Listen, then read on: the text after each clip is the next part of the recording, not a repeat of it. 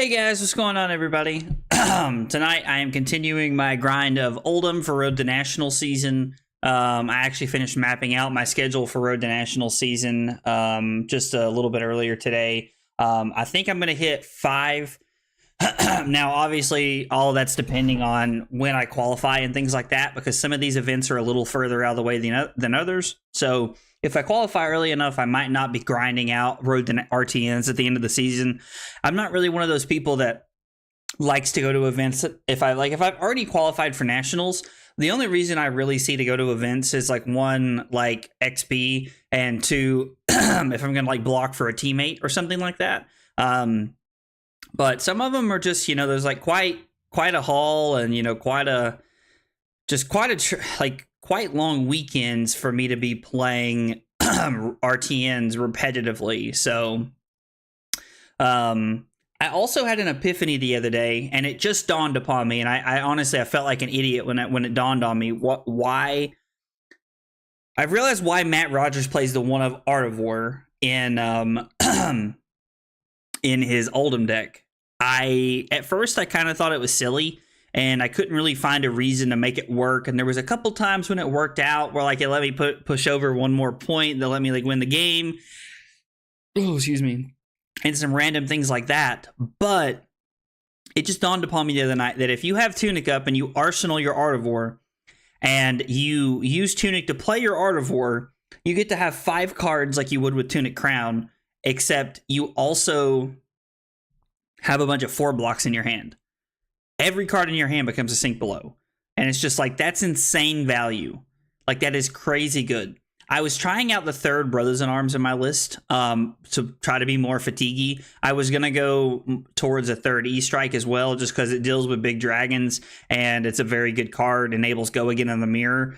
So anyway, that's kind of where I ended up. But yeah, the Tunic Art of War play seems really cool, and I'm really excited to try and make that happen more regularly when I'm trying to fatigue people. Can confirm I was there for the epiphany. Yes, you definitely were there for the epiphany. I will say that. Carly was 100% there. I was standing there talking, and it all just kind of happened at one time. All right, well, let's hop into games here. I thought Zach was going to hop on and play with us so we could test a Lexi matchup a little bit. He might jump on later, I'm not sure. But we're going to go ahead and jump in and start playing some games. We'll see see who we can find to play against. I've also been keeping track of my games since I started playing. Since I started playing Matt Rogers' list, I am 13-4 with Matt Rogers' list. I have my 4 losses. One of them is into Kano. My opponent had back-to-back Wildfire turns. One of them was into Alexi, who was playing all 3 Codex of Inertia and all 3 Codex of Frailty, which I found, I don't think is bad. I was just pretty intrigued by that. And then I lost twice to Alexander playing Azuri, where I tried intentionally to race my opponent to see what could happen. Try to race him and see what would happen. Oh.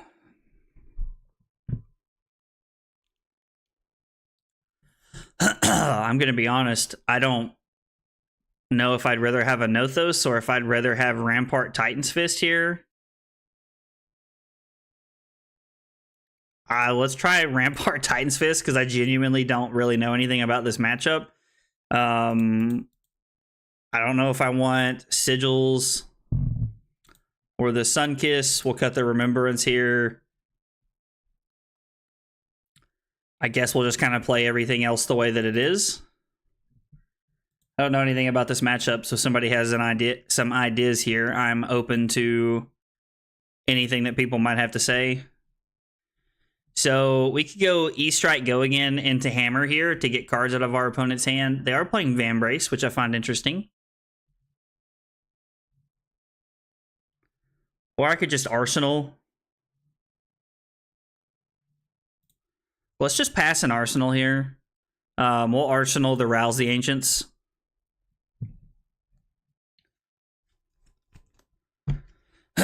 Making sure that we're trying to set up to pitch stack a 2nd cycle Rouse is very important. Oh, they're running 68 into us.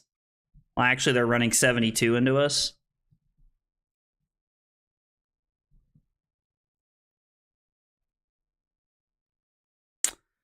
Interesting hand.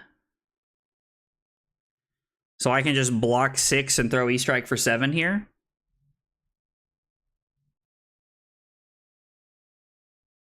Don't know that it's really where I want to be, but doesn't seem that bad.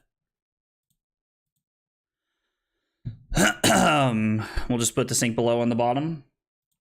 I'm supporting you from the living room and my PC upstairs. Double support. That's what I'm talking about.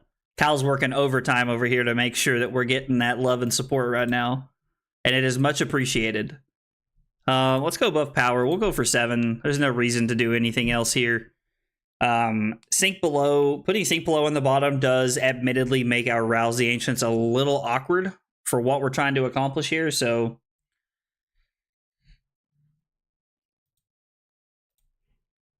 does make it a little weird. Get a Singing Stillblade out of there. Deal. And a sink below pretty early. All right.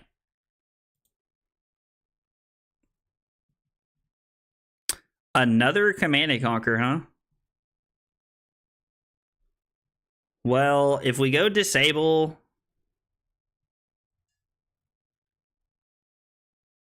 I can just block Buckling Blow and disable, go Tear Asunder Command and Conquer.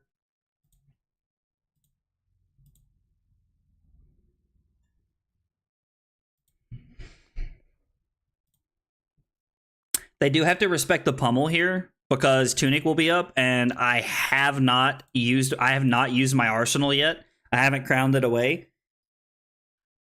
They could just be on the read that I'm just keep hanging on to my arsenal for better things here. I got you, Fab. Sub to Aggro Blaze. That's right. What a great Rocket League name. I killed my son in Fallout 4. Didn't even realize that was something you could do.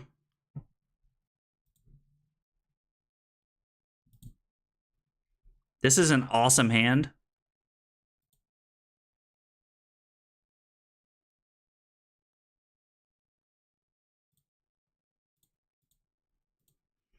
We get to reveal these. We get to have a pretty aggressive hand here. He became a futurist Nazi, so I had to put him down. I mean, that makes sense. Seems like a good reason to put someone down if I've ever heard one.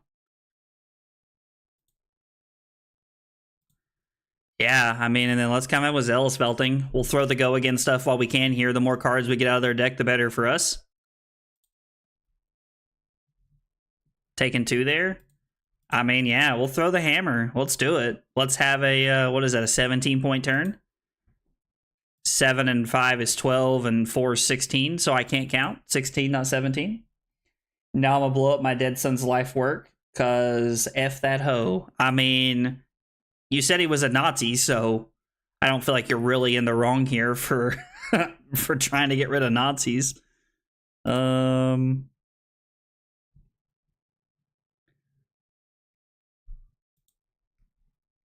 Just Dawnblade for 3. Yeah, I mean, there's no reason to take 3 here. Let's just... I mean, we could have go again here. We could have came in for 7 off the Rouse and then 4 off of the Titan's Fist. But I can also just throw 10 here. I can block 3 and throw 10, which makes our turn cycle 13 points, as opposed to not blocking, taking 3, and then throwing... We're throwing 11... and then arsenaling a card. So I guess it depends on which one you'd rather see here.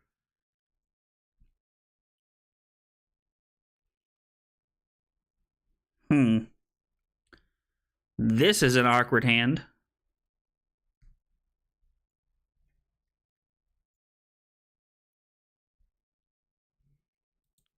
So I can go to 36 here. Well, I can just use Tunic Rampart here. He made fake people and used the fake people to kidnap and replace actual people because his fakes were just better. I mean, that's extremely Nazi-like.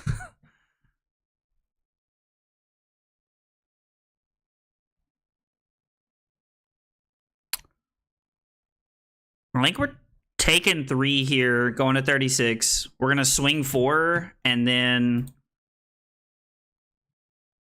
we're going to heave the Pulverize here.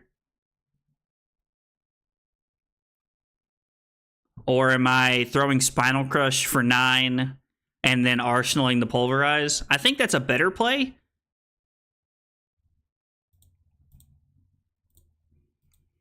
This gets at least 2 cards out of their hand. Plus, we get to go Mulch, then Art of War. I know I was just talking about Matt Rogers' genius of arsenaling the Art of War, but we're not really playing defense right now. Honestly, all we're doing is taking cards out of their deck and trying to get ahead on card count right now. Because we'll go back up to 54 and then down to 50 when we draw here, and we'll have a Pulverize in our arsenal, which means if we have 3 blues in our hand, we can just throw it. We're not going to heave, unfortunately. Yeah, this is great.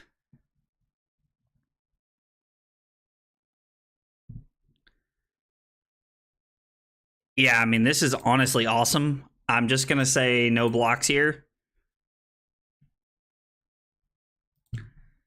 Like, we're going down 3 at a time.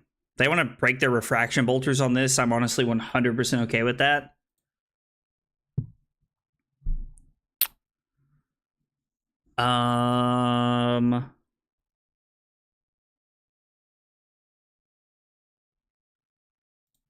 Let's use Tunic.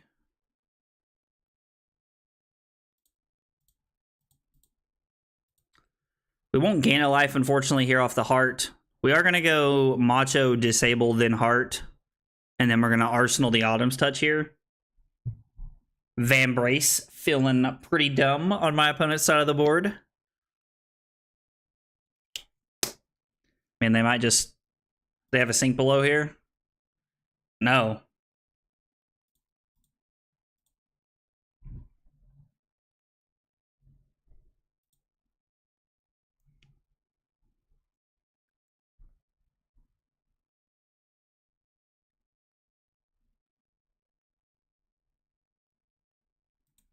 Yeah, I'm just going to say no blocks here. Like, we're taking nothing. I think they just wanted to get a card out of their hand there.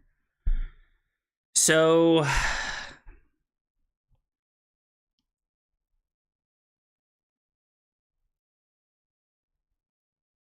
Am I going to start with Crown here? I think so. I don't think there's a line where I can throw Zealous and Chokeslam here. I'd need a blue. If I had a blue, I could make that happen, but...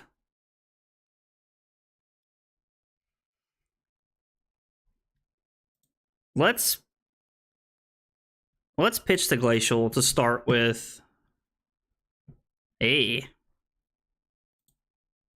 That's not great.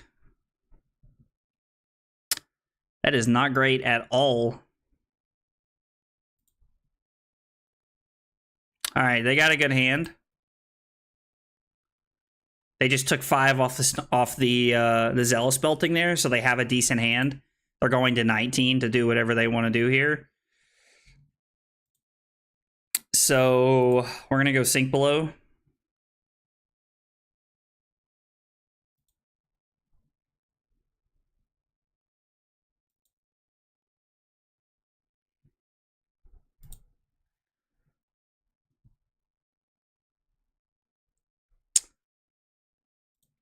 So let's just go ahead and play the Staunch here. Because they have a pump. They have something they want to do here. I can feel it. Or are they going to go get a route?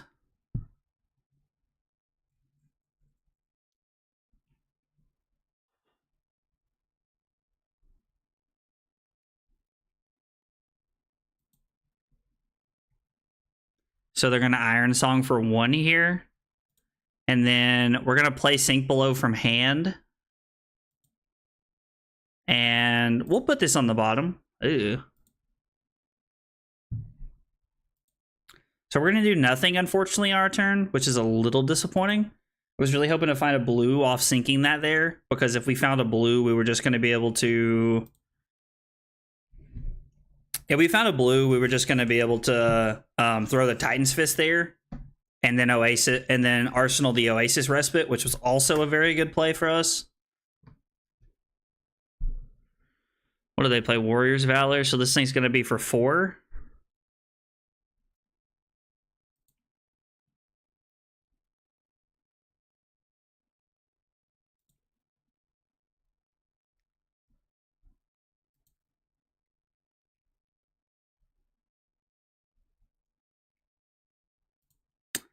Yeah, I'm going to pay 1 by pitching the Buckling Blow here. If I'm able to keep the Pulverize and Arsenal it, we will have Tunic Pulverize next turn, which will be pretty good. Flesh and Blood Gaming. I think Crown of Seeds would have been better on your defense. What do you mean exactly? I'm not sure what you mean.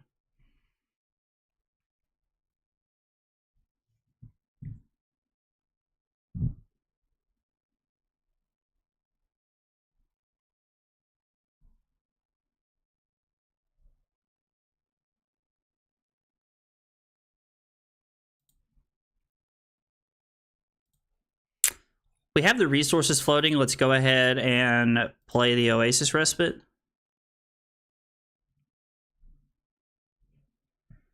And we'll just go ahead and crown now, since we have the resource floating. And then we'll have Tunic up and we'll heave the Pulverize here, which I think is worth taking some damage here. Pulverize is such a good card. And I can still play the E-Strike here, or I can still play the Fate Foreseen here.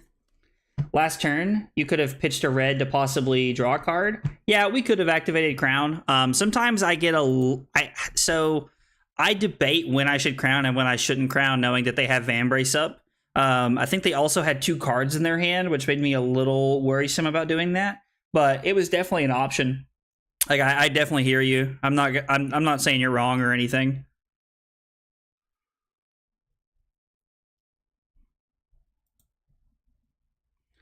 This is for 6.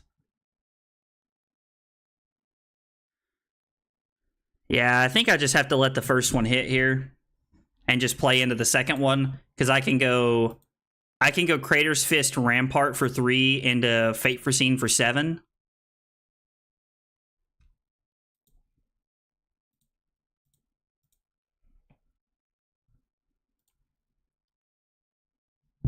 Now, it's very possible that they have multiple pumps here, but I have to have a hand that's going to allow me to get I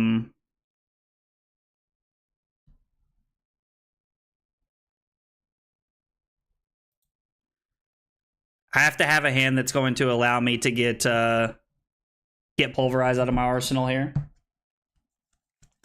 He's got an E-Pot. He does have an E-Pot. Yeah, you're correct. I forgot he played that earlier, honestly. So let's throw 14. Probably would have been better to keep the E-Strike here than the Fate Foreseen. It's just my natural position to feel like I should be playing defense against this deck. But yeah, keeping the E-Strike would have allowed us to have Go again next turn, guaranteed, which would have been really solid. Yeah, the E-Pot would have allowed him to do basically whatever he wanted regardless, so I assume this is an unmovable. Still Blade Shunt. Take 6. Oh, you have another one? Nice.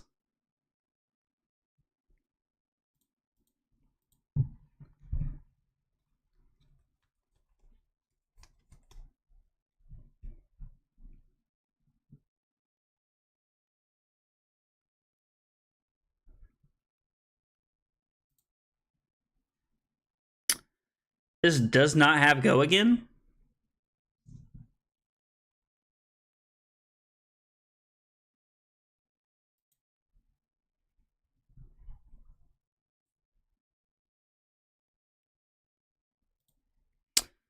So now that we know we're not playing around anything, that was a cool move on their part. Yeah, having double shunt was pretty cool, I agree.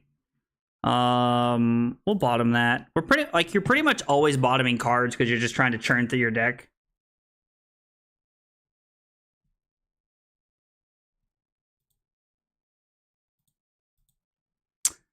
Let's pitch our Debilitates and throw Spinal. They'll give us at least 2 cards on this one.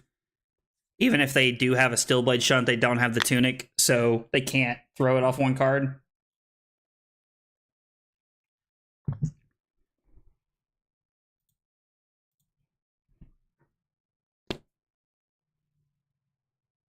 I mean, the more reds we get out of the deck, the better. Whoop. Our opponent takes 3. We're going to arsenal a card that we're probably not going to attack with.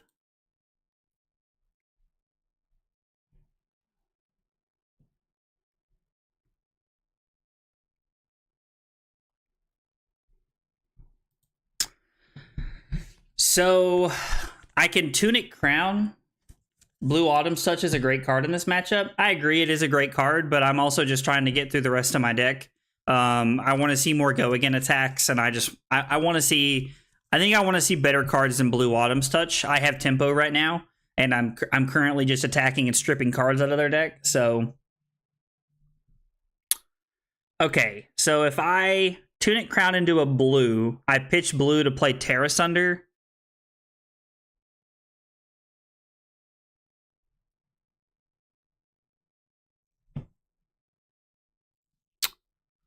I'm going to go for it. It's a little greedy and not something I would typically do, but maybe we get lucky.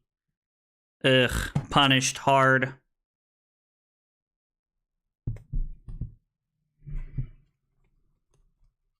So if I play... there's not really a way for me to make anything happen with the Terra Sunder here. Was really hoping to hit a blue so that I could Terra Sunder the Thunderquake. Would have been an extremely valuable play. I think now I'm just going to throw 10.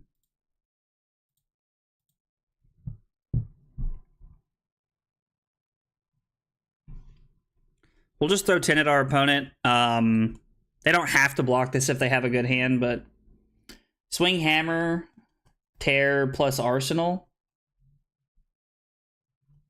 Were you saying play Terra Sunder Hammer here? And then Arsenal something? Is that what you were saying?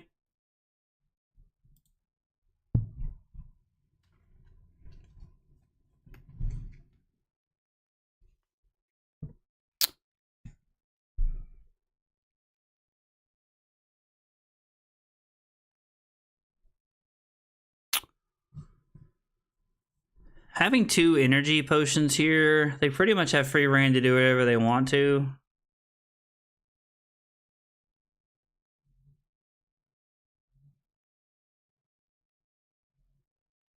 I can Zealous Belting into Command and Conquer here, and I don't need to do anything. And then I can leave Terra Sunder in my arsenal here. Arsenal a heave card? Oh, okay, gotcha. Yeah, so I go to 21. They'll probably give go again if I had to guess at this point. No, gonna hang on to it. It's pretty patient play for my opponent. I do respect it. I like going go again into Command and Conquer here because they still have a block on Skullcap and Refraction Bolters. Alright, well now you're gonna have to give me cards here, brother. You don't really have a choice. Give me 2 red cards? Deal. Means their turn can only be so good here. Hey.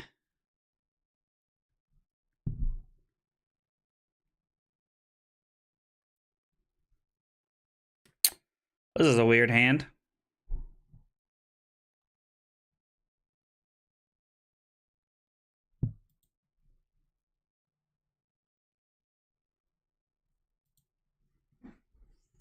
We'll just pass here. Don't really have a great hand ahead of us.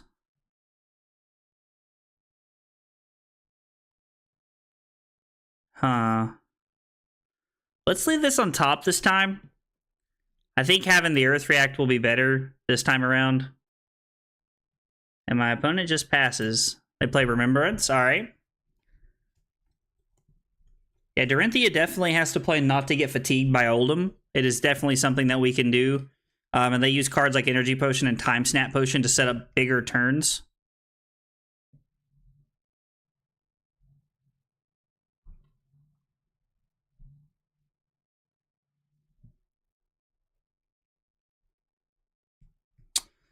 So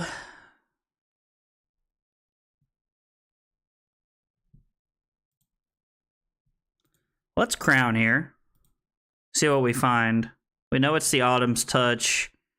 So I can pitch the Pummel here.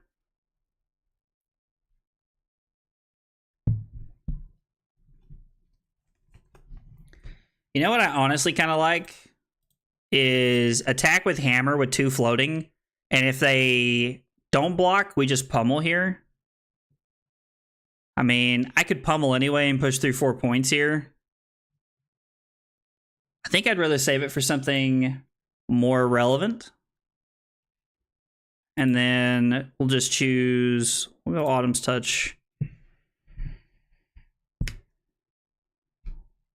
They activate Time Snap Potion.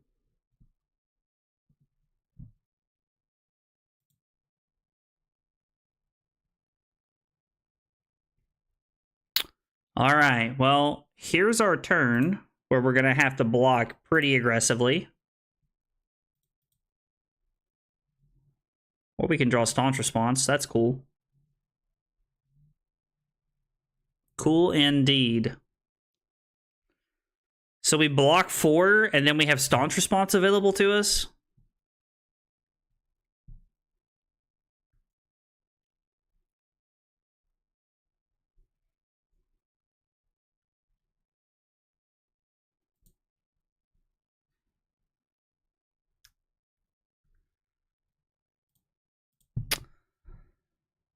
Well, let's block 5 so that they can't just activate Vambrace to get through. And I can pitch my Crippling Crush here. So, I mean, they can rout us, and it would be bad for us.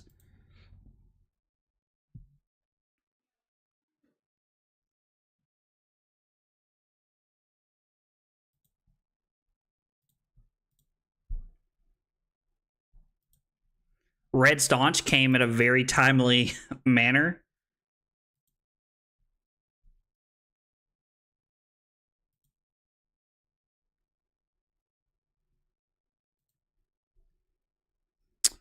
Oh, now they're going to get to hit us for 5 and draw a card. That's fine. We'll go to 16 here. They're going to use Bolters probably, or maybe they'll just Arsenal a card. I'm not sure. Unfortunately, there's not a way for us to stop this. So we're going to go to 11 here. They're going to have a 5-card hand.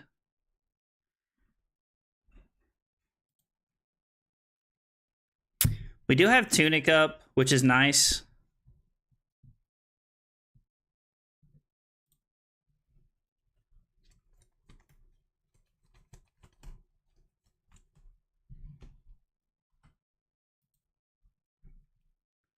How many Twinning Blades have I played beside that?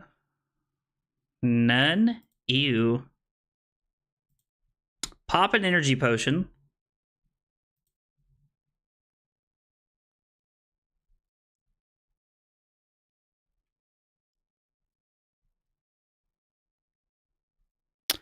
Block Buckling Blow, Command and Conquer.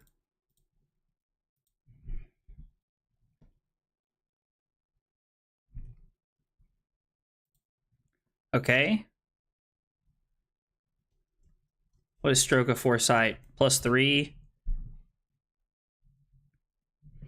They get to put a card. Has defended with a card from their hand, draw a card, and then put a card from your hand on the top or bottom of your deck. And then we'll go Sink Below here.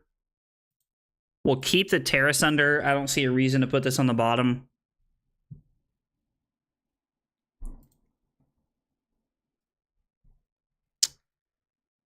So now we're going to play Oasis Respite.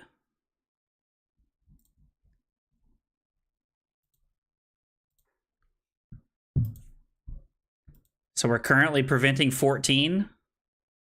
Shoo! That was quite a turn to get through, but we did it.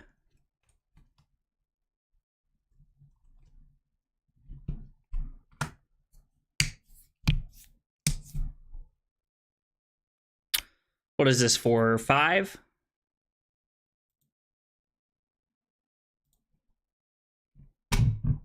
Ah.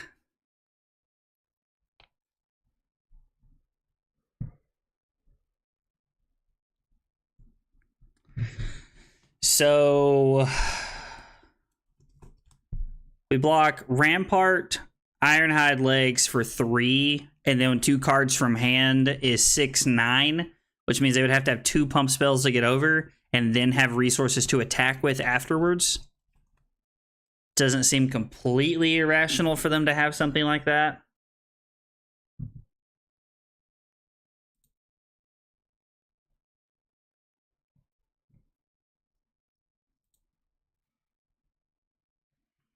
And we'll go Molt's Chokeslam.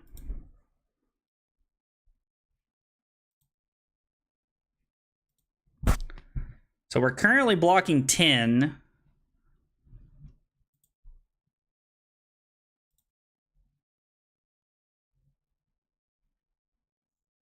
Okay. Let's come in for 4 here. Unfortunately, we could not give him 8 there. Use your Skull Cap efficiently. That makes sense. I'm also intrigued that they're playing Skull Cap.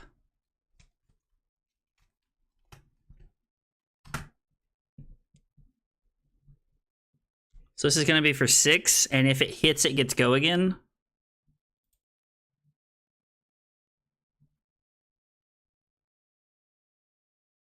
This is our chance to try and set up the Artivore.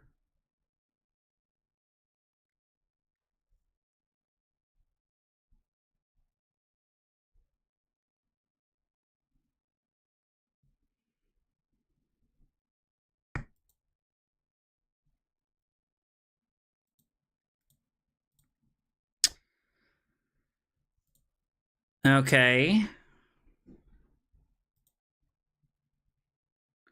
Pay 1 for the Ram's Head. So now we're technically blocking 8.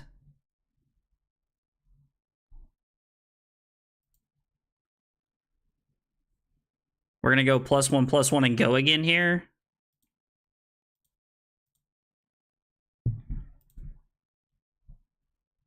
If you have another buff, you have another buff. So there's not really anything I can do about it.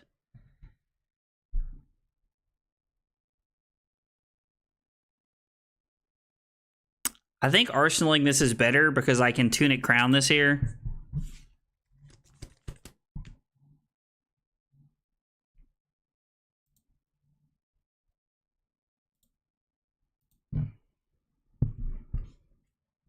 Let's block 3. We have Sink Below and we have Autumn's Touch here. So 7, 8, 9.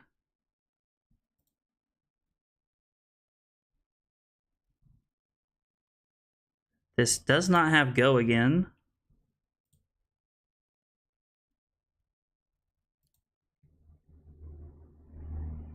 Not going to put anything on the bottom. I'm going to pitch for Autumn's Touch here.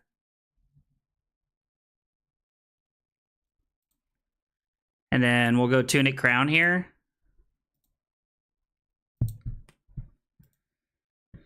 We take 3, go to 8. Tunic ticks up. We swing Hammer.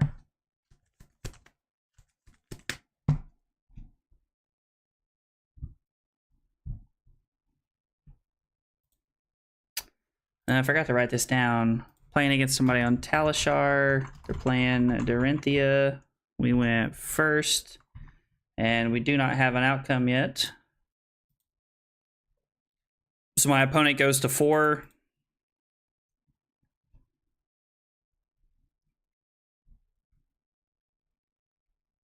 Whenever it hits, it gets a counter. That's obnoxious.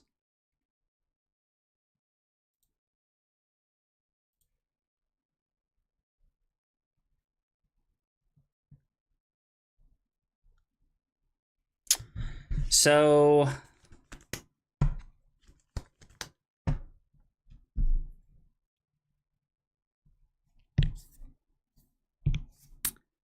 I mean, if they have a 1 for 3 and a 0 for 3, we're in bad shape. Iron Song Response is really the only 0 for 3 that I'm aware of. There's a lot of 1 for 3s, and there's only one Iron Song Response left in their deck, so it's not crazy to assume that, to think they don't have it here.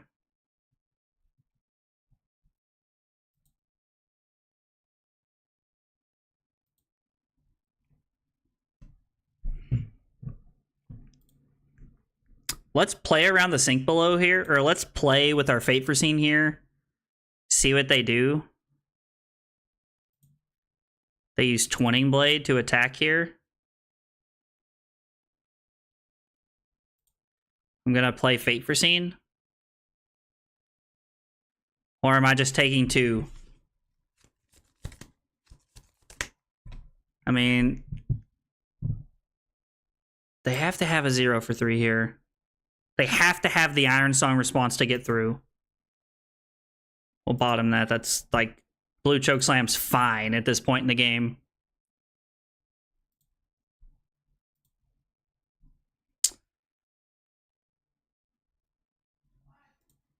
Let's buff power here. They have to give us 2 cards. We've seen all their Steelblade shunts. I mean, I guess we haven't seen a blue one yet. We've seen all 3 reds, I'm pretty sure.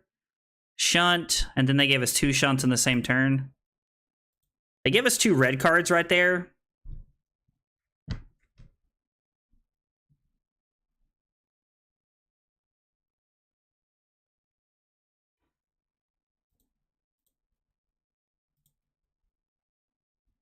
Gonna pitch a Cranial Crush here. We're not gonna lose to an Iron Song Pride this way. And if they have a 1 for 3, then we can Earth React.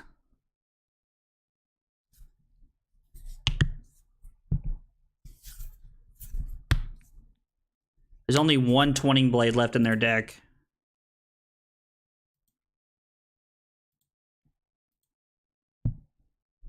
Ah, refresh Talishar. I hate when it does that with the cards. I hate that new bug it's doing. I could throw 6 here and force. Nah, let's just throw 4 and we'll take our Tunic Crown turn here. Let's save our non-Arsenal turn for something better. This has to be a Shunt or a Sink Below, right? Okay. So there's a blue Shunt.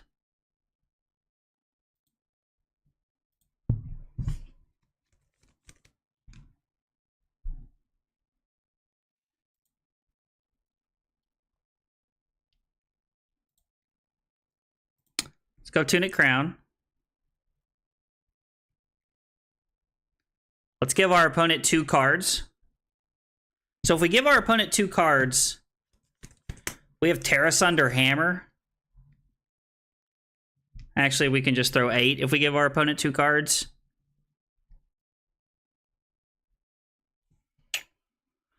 Huh. Hey, I played Rocket League with you earlier today. Yeah, you did. Me and you and Kyle gave it our best shot today. So if we block with 2 cards, we're actually blocking. Well, we're still only blocking 6 because they have Vambrace.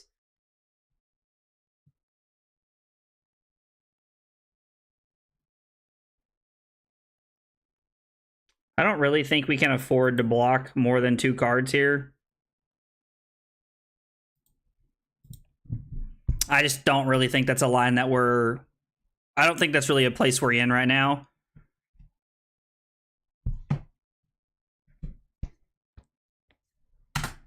I mean, they're just going to pass and let nothing happen. Oh, we're just going to throw 8 at you because Terra Sunder Hammer's not going to do it here. A blue Shunt puts us to 6. Or they can just go... They can use Tunic to Vambrace Tunic and a card from hand. Take nothing. Did you see his friend? He was cracked. His friend did hit a couple of crazy shots and had a pretty cool name. I saw earlier.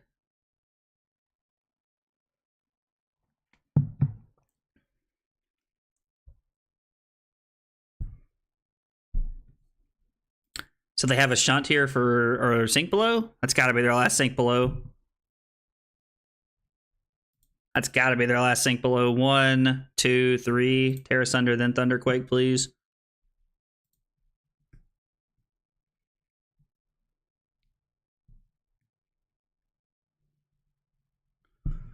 Saying kind of sucks.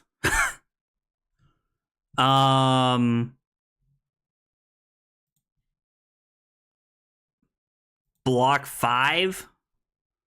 Hold up Earth React. I could block 7.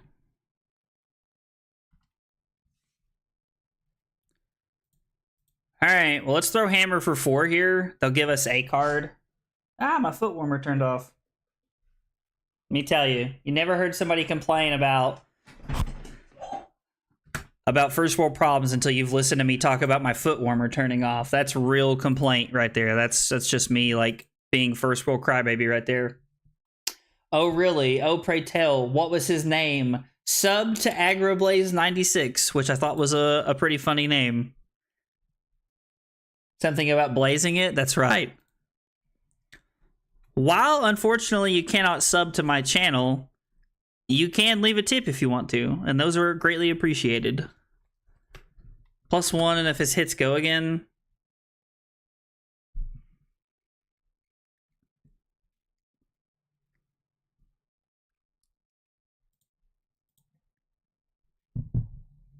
Sub to his YouTube. Yes, sub to the YouTube. That I am all about.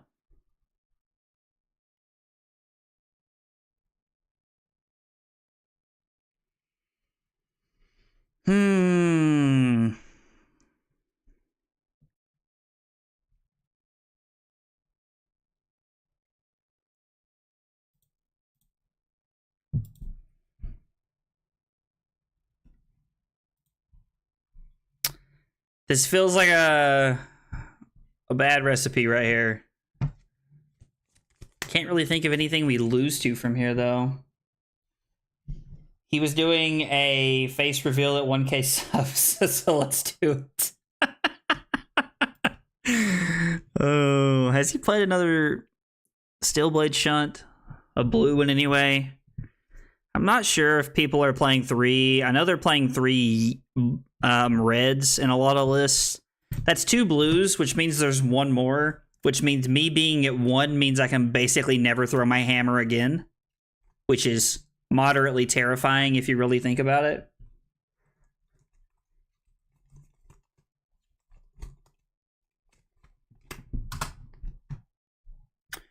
My opponent just passes here.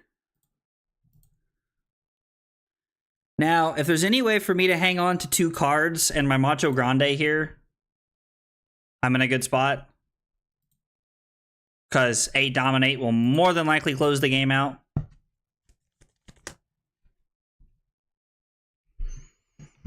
I feel like I'm probably better off to just Tunic Crown here and throw 8 at my opponent.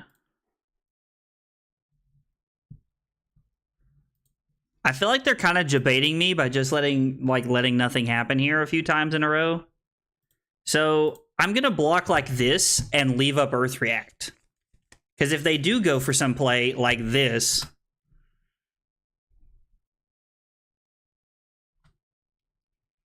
So this currently has me taking 3.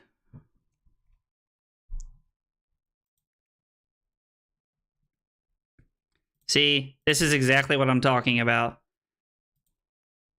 I do go to 2 here, which is worth noting. Now, my opponent's at 1, so they can never... I can never gain life off the heart, which is a sad day. Exclamation point face.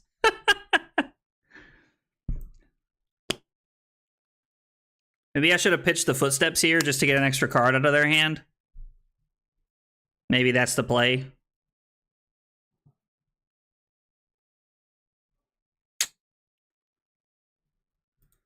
Well, I'm at 2, not 1, so I don't have to be worried about the last Steelblade Shunt yet.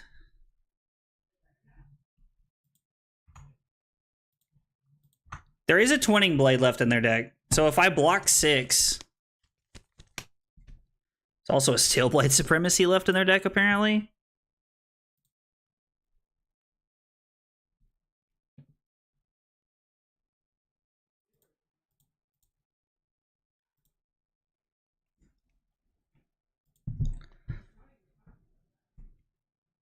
Okay, so our opponent draws a card here, which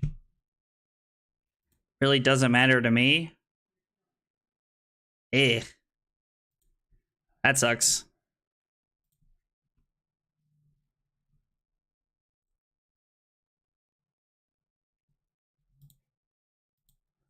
If this is the last Iron Song response, I can Earth React this. So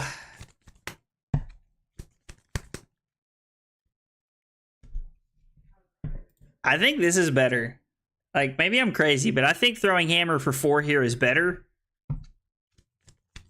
I don't think they have a blue shunt. Like, maybe I'm wrong. Maybe they arsenaled it that turn or something like that. I don't know, but they have to give me Tunic and a card here.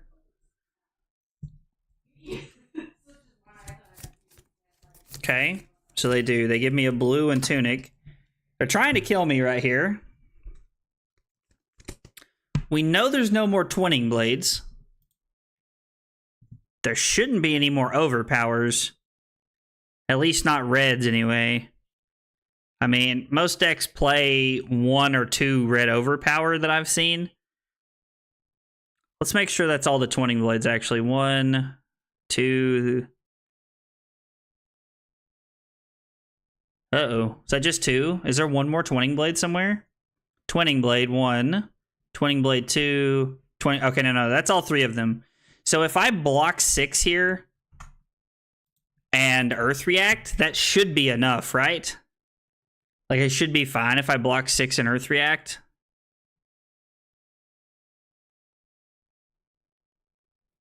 Maybe I should block 9 just to be safe. Like, I have way more cards in my deck than them, so card economy is not super relevant at this point. It's more about making sure I don't die. Because now I can just Tunic Crown here. Now, the Pummel is not great. I do concede that. The Pummel is not great here. So let's go Grande, Pummel, which is 8.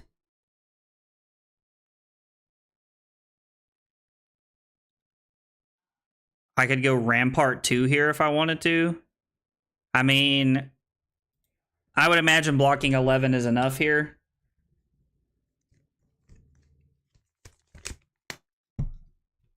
My opponent might just be saying, I'm going to try and run you out of cards here. Maybe they have a yellow Steelblade Shunt and a blue Steelblade Shunt that I wasn't thinking about, and it's a blowout here. My opponent presented, let's see, I presented 64 and my opponent presented 72. They presented 8 more cards than me, and I'm still about to run them out of cards here. I mean, don't get me wrong. I could die randomly. Like, it could happen. Oh, so it is the last Steelblade Shunt. So I go to 1. They have pitched that Steelblade Supremacy, like, almost every time.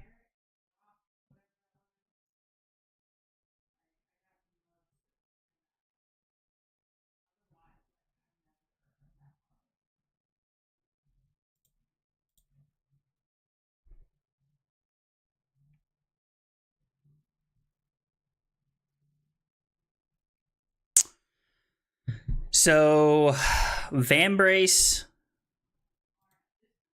1, 4.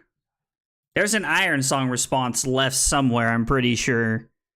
Let's make sure here. There's 1.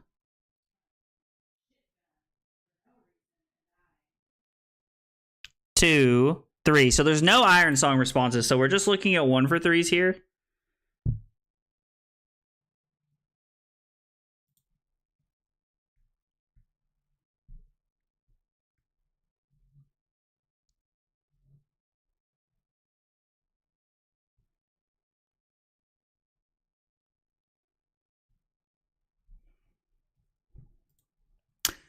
This feels kind of wrong.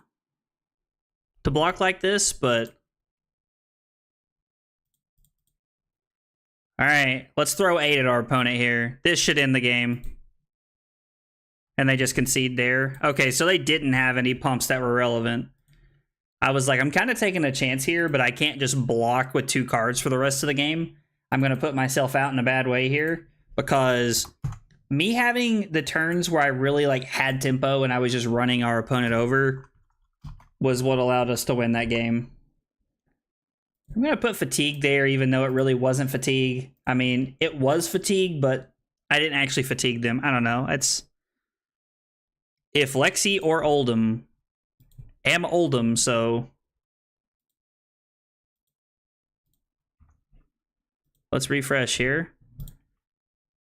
I will go first against Dromai. This is a good matchup to like test into. I really like to play this matchup. I think it's a tricky matchup for sure. Let's see. Against this deck, I don't think I want the pummel. I definitely want the remembrance here. I'm trying to remember how I sideboard. If you guys want the God's honest truth. Where are the staunches at? I know I take the red staunches out. I don't even see the staunches. I go in blind. There they are. There's one there, there's one there. So I take out the staunches. I think I just need to present like a bunch of cards into them. So I think like the respites and some of the stuff are a little awkward sometimes. The Brothers in Arms block very efficiently. The Rouses and the Zealous Beltings are a necessary evil here. I think I can cut the Art of War. I don't know. Art of War might be good at pumping poppers here. Need to leave the Terra Sunders in. I think I've been cutting the pummel. I don't know. Let's try it like this. I honestly can't remember how I board. So maybe just running 67 cards into my opponent here is correct.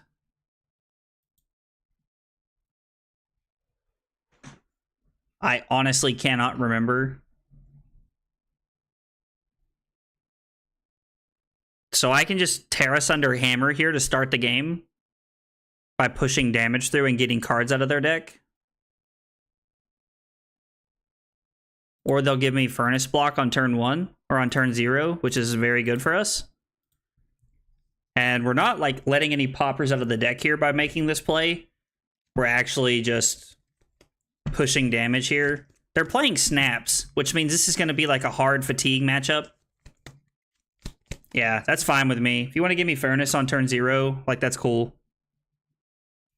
I think my opponent blocked with Billowing Mirage and then realized they probably had to have it to turn Ash on. My opponent only presented 60 cards.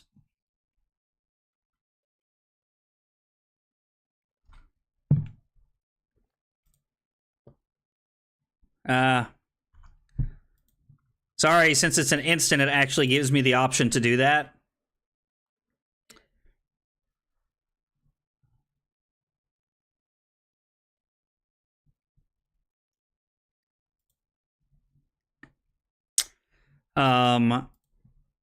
I'm just gonna play Fate here. We'll opt and see what's on top. We'll leave that on top. That's fine. Like any popper, we want to leave on top because sometimes there are awkward hands.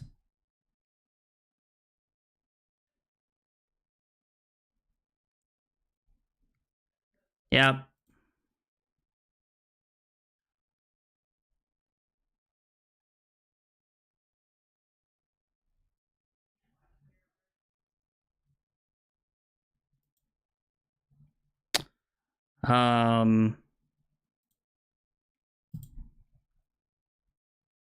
Yeah, we'll go ahead and pop that. That's fine.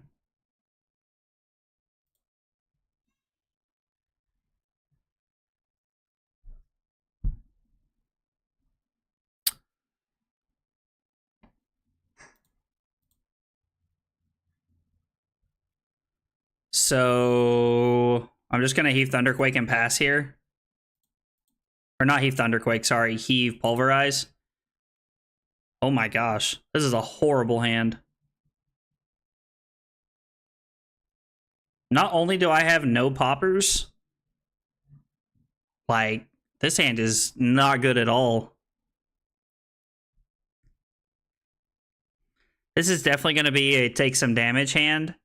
We're going to take 4 off of the Blaze Headlong. Go to 36. And then I'm going to take 2 from the Ashwings. Oh, he's going to play Passing Mirage? All right, well...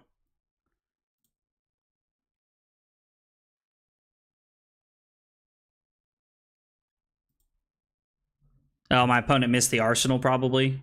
Oh, they wanted to pitch the Passing Mirage to do that. So that's going to cost 7. So we use Tunic.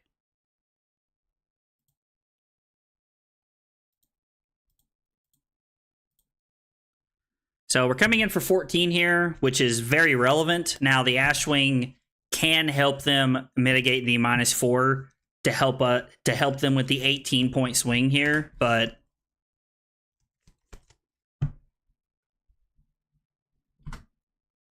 my opponent takes 10, goes to 30. Honestly, none of this is good. We're gonna go Fate, Brothers in Arms, then Remembrance. This is a much better hand.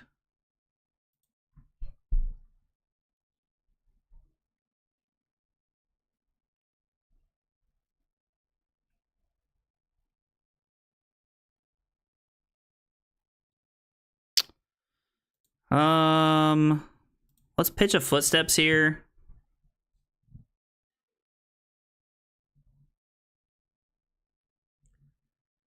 This is for nothing. You love to see it.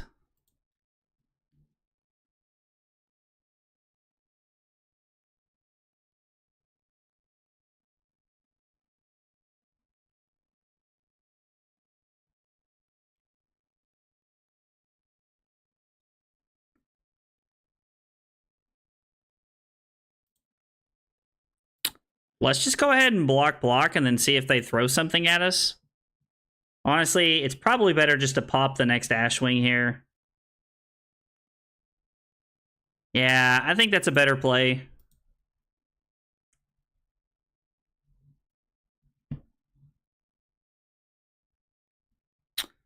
So we get to attack them with Go Again, and then we're going to kill the Passing Mirage here.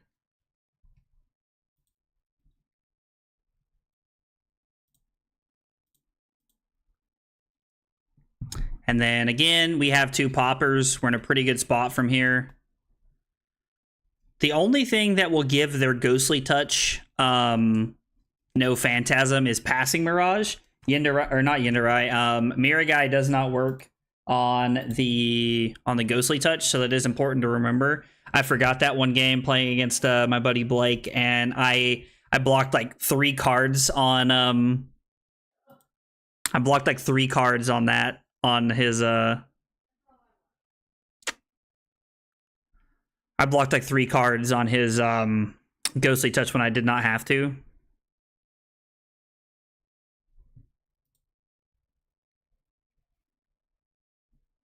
And my man hits a Time Snap Potion.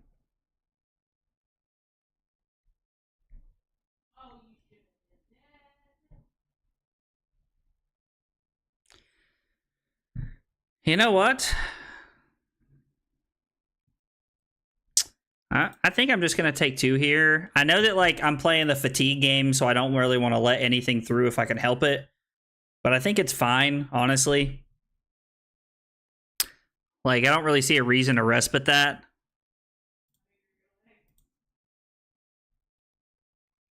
We're going to pop this. They're going to activate Furnace. So they are pitch stacking a little bit here and setting up. Good play by my opponent.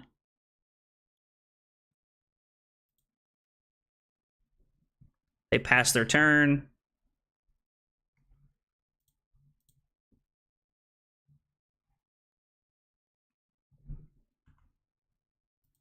What just happened? That was weird. I'm going to throw Command and Conquer at my opponent here. I don't really feel a reason to kill Yindarai. Like, Yindarai is very ploppable. Like, there's not really many times I've been punished by not hitting Yindarai here, so... Like, I've not attacked Yindarai quite a few times playing this matchup, and I've never really been punished for it. Okay, so they're going to give us a 3-block and a 2-block. Ah! Give us a Chroma and a Blaze Headlong. They're playing Redline version, which everybody says is a lot easier. It's a lot easier for Redline to beat.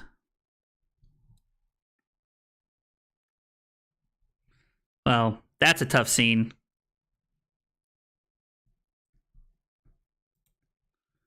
We lose our Crown of Seeds, we're in a bad spot.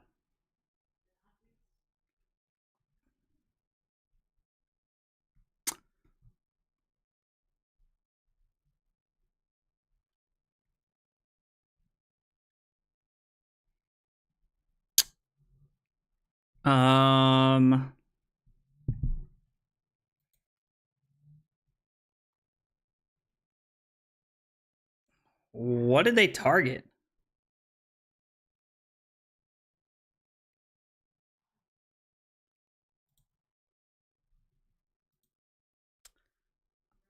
I don't really know what they targeted, and I don't know why it didn't work out in their favor. It should have.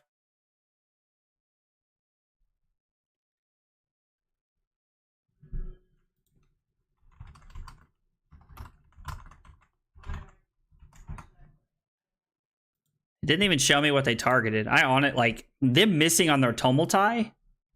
I just want to know what my dude picked.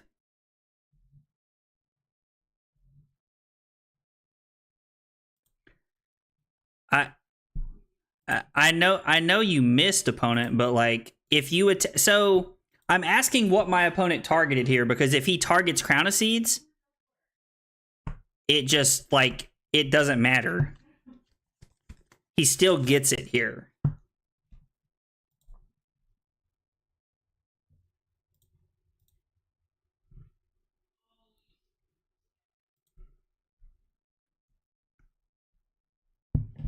Well, we're just gonna play our game from here. Like, we've dodged the Tumultai, which is really what we needed to dodge here. Carly's in there yelling at Kyle, I assume. Yelling at Kyle or Ben. Maybe both.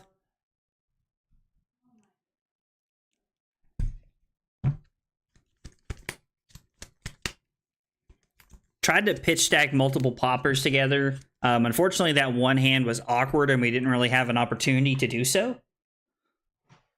Play this round's on me. Cool. Plays a Sigil of Solace. Casts a Remembrance. All right, my opponent has not played this matchup before a lot. I can tell. I can just actually see it.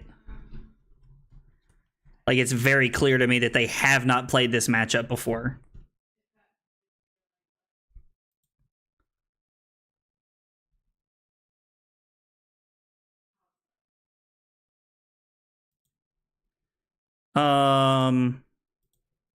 Hopefully we hit a blue. I mean, I guess that is a blue. It's not really what I wanted to see, but... So, we play Rouse... Pitching Rouse, and we reveal Thunderquake Macho Grande. This is for 6. Yeah, that's really not what we were looking to see right there.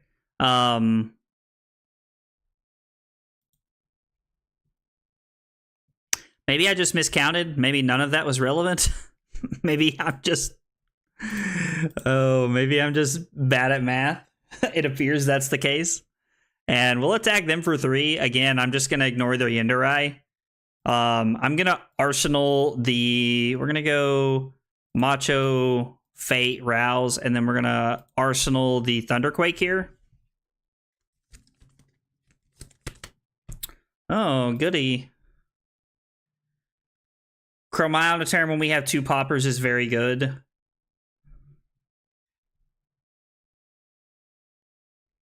Even if they have the Mirror Guy to go with it here. Oh, and Kyloria. Okay. Okay, I see you, opponent. They're actually playing a 3rd Yindarai over and pitching the Kyloria over playing it. Okay. I guess they value Kyloria late game more than they do early game, which is fair.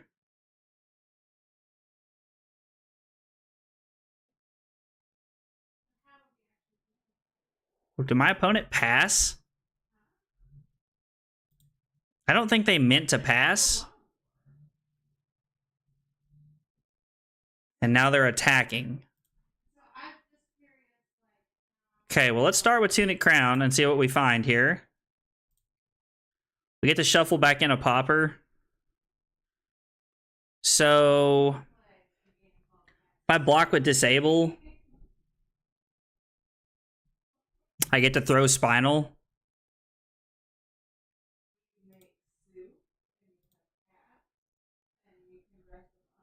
I can literally hear Carly explaining to Ben or Kyle what her game that she plays on her phone is, and it's called Soup and Cats, or Cats and Soup. I honestly can't remember which one, but I can literally hear her explaining it. So I guess before I do this, there is a little bit of consideration here to me not killing the Chromai. It is a pretty greedy decision for me not to kill it. So I'm just gonna kill the Chromai here. I think like throwing Spinal Crush would be awesome and more than and gets at least 2 cards out of their hand. But it is also like it's also just a very like I don't like the greed that comes from that. Who's this Oldhim guy? Yeah, exactly. Dude, I've honestly, like, and I say this, like, not ironically, because I thought I would never enjoy playing Oldhim. I've enjoyed playing Oldhim more than I thought I would over the last few months. They have another Tumultai. Oh, I guess I shuffled it back in. All right.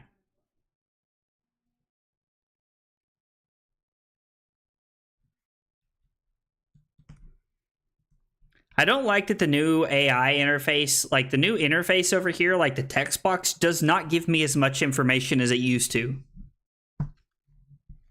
And I'm honestly not a big fan of that.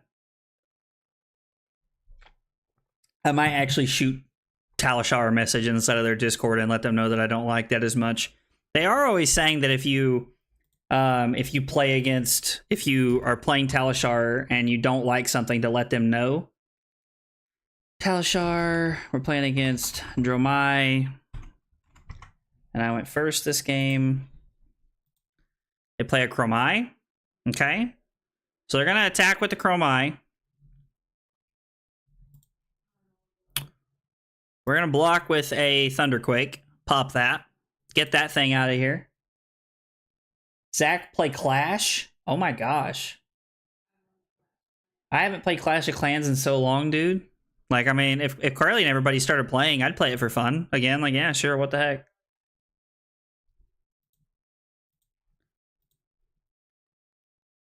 Six counters on Ghostly and Dromai at 16 seems bad for them. Yeah. My opponents, honestly, like, they've not been super good, if you want the truth. Okay, what did they target?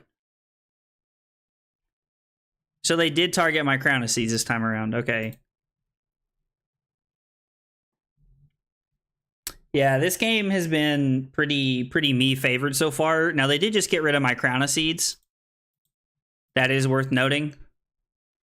So, getting rid of my Crown of Seeds is pretty important for the fatigue strategy here. Although, my opponent played a Tumultai earlier, whiffed on a blue and a yellow, and didn't kill anything, which means they did not target my Crown of Seeds. Because if I've read Tumultai correctly, it should kill it.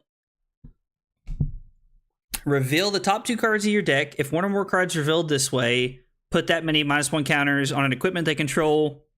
And then if it has 0 defense, destroy it. Which means they should automatically every time kill my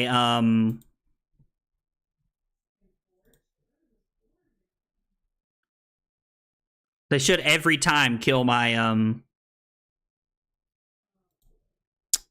Crown of Seeds if they target it.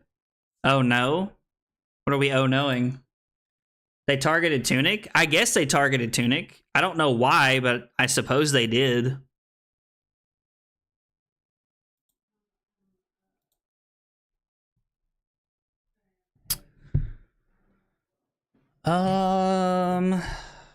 I guess let's just kill the Mirror guy. I mean, the Mirror guy is more important, obviously, to kill. We gotta show some discipline here and kill the correct thing. We'll go ahead and put Zealous Belting in our arsenal because maybe there's a hand where we can have go again.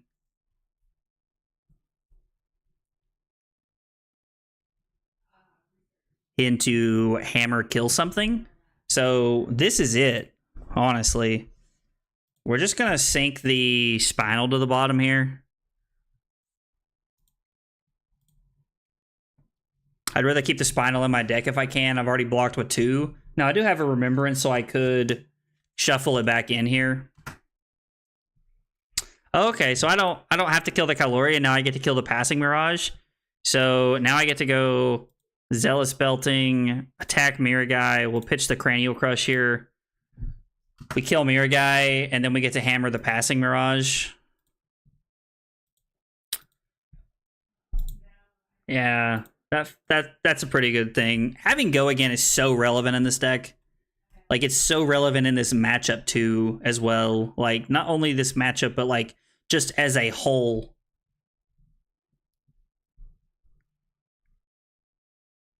Maybe I get lucky and I tunic into like a blue here, and they just don't attack me with anything.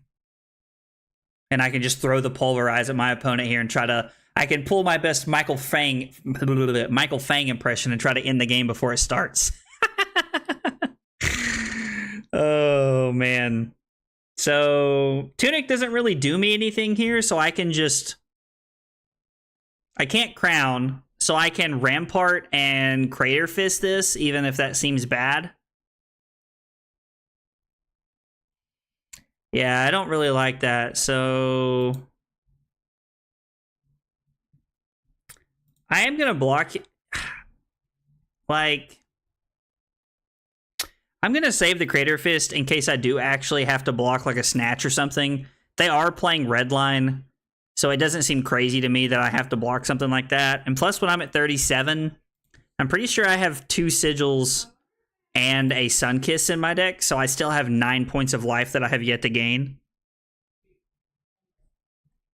This is just 6.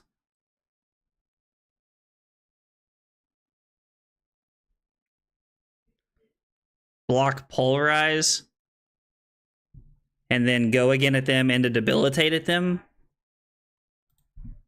Yeah, this doesn't have the on-hit effect. Yeah, I'll just take 3 here. I'll take 3 to have a really big turn.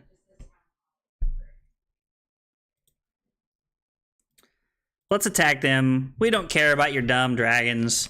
Your dragons mean nothing. Not really. That's not how you should play this matchup if you're just like watching this video. Also, something that I didn't think about that was kind of dumb, if we're being honest here, is the arsenaling the debilitate. When I arsenal debilitate, if I don't have Crown of Seeds, that means I have to attack with this thing, and that's not good.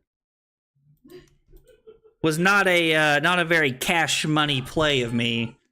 Now, this will get at least a card out of their hand, because if not, like, they're just gonna like. Their first thing's going to get -2. Wow, they really went to 5? Okay. If their Caloria comes in for 2 here, like if they play a red card, like a Burn Them All, and then they come in for 2, I'm literally just going to throw Crater Fist in front of it. I'm like, I don't even think I'm going to... Well, I probably should pop it. Like, that's probably the correct play. Pop whatever they're doing. Ugh.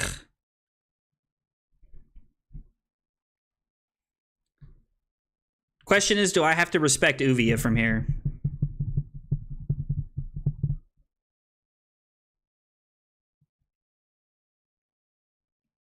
All right. Got quite a few good cards there, Budro. We'll pop that. I mean, we gotta pop that. And then we'll pop this. Ghostly Touch has 11 counters on it, which is kind of scary, but also they're already at 5. If we can maintain the board a little bit here and still throw good pressure at them, we're in a pretty good spot.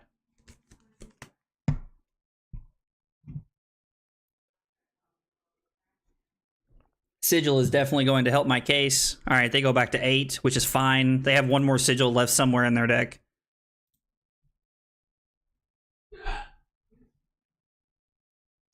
So I can sink an Earth React here. Hammer, Sigil, Arsenal.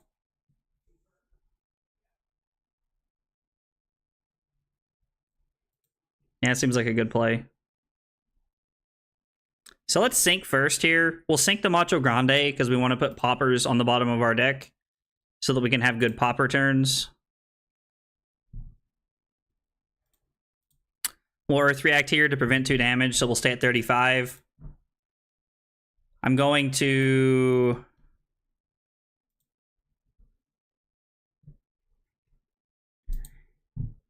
I'm gonna hammer them, and then we'll Arsenal the Sigil here and pass. Just kind of stare at them. There's no reason to play the Sigil right now. Like, I don't need to play it. All right, we'll get those out of there. If we're taking 2 cards out of our opponent's deck every turn by doing nothing, we're in a really good spot.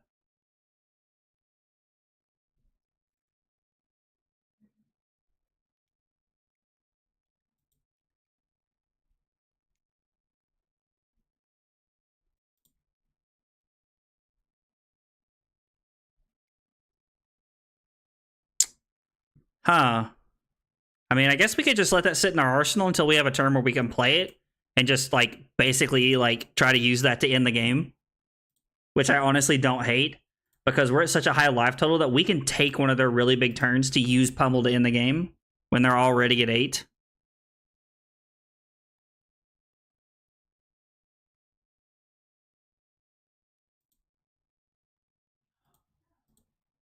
We're just going to block this. I don't see a reason to not block this out. Awkward hand here.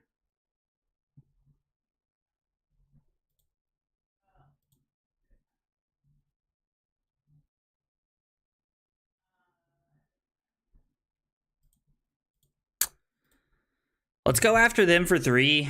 There's some argument here to killing the Ether Ashwing, but I think we're just going to kill them. How many we've pitched 2 Rouses. We've played 1 E-Strike and 2 Zealous Beltings. So there's a Zealous Belting and E-Strike, and I think we've pitched 1 Rouse, maybe 2. So there's at least 2 more, maybe 3 more ways first cycle that have go again. And those are coming up. There's only 38 cards in our deck, which means first cycle's coming up here. Like, the end of first cycle's coming up in the next 2 to 3 turns. Like, there's a go again turn. That's very solid. I also just have the option of playing Command and Conquer Pummel.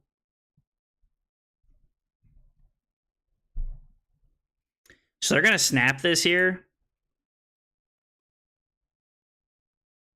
I'm just going to take 5.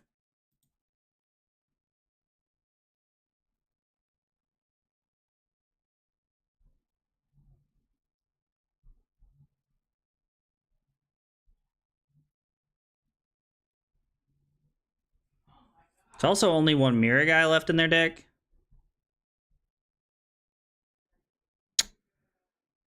So they'll attack with the Kyloria here. I could take 2 to see if they pass.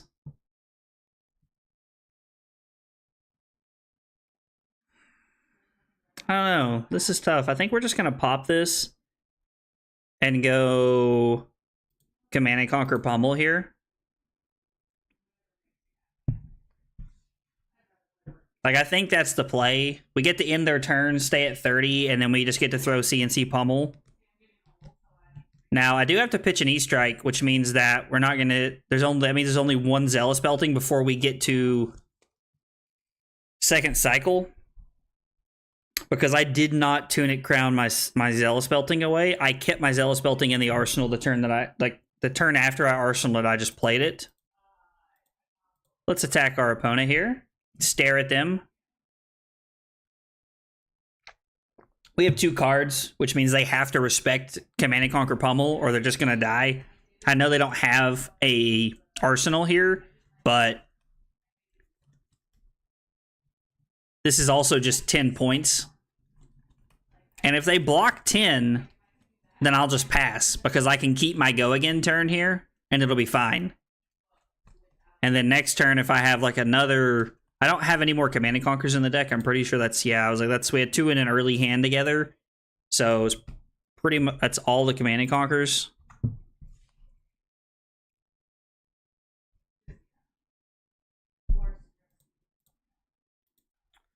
You go to 1 and you have 1 card left. I think this puts me in a pretty favorable position if you want the truth. Ew. It's an awkward hand.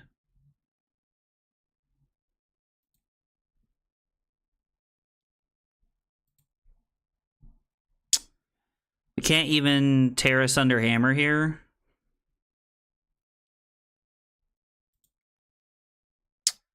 We're going to attack Passing Mirage, play our Sigil, go to 33, and then Arsenal the Sunkiss, because there might be a turn when I can play the Sunkiss. Also, we're up 15 cards on our opponent, and I think that's worth noting.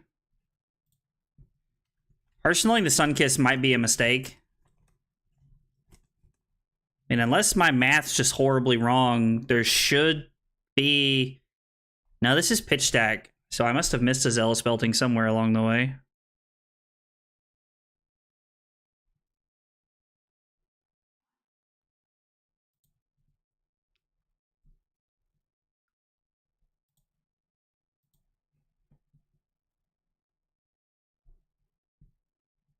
I'm going to do this and Earth React this because it prevents all the damage this way.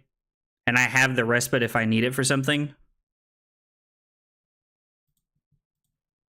Kind of using my Respite as a get out of jail free card right here. Is that all their Passing Mirages? Yes, which means without an extra Remembrance, some lists are on, some Dromize are on 2 or 3 Remembrance, so without an extra Remembrance, they can't really get us from here.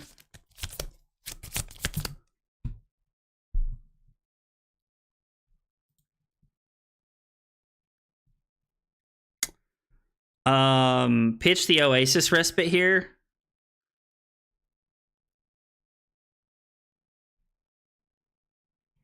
How many Mirror guys are left in their deck? There's 1, 2.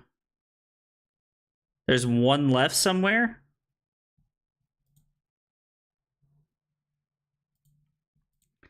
Yeah, let's prevent this and let's pop this.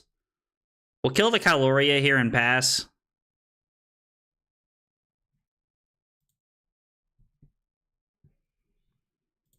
It's 33-1, and we're up like 15 to 17 or 18, like 15 cards here. Yeah, we're up 15 cards. Ugh, this is not a hand we wanted to see again. I might just want to take this time to shuffle up my deck here with the Remembrance. I can shuffle in.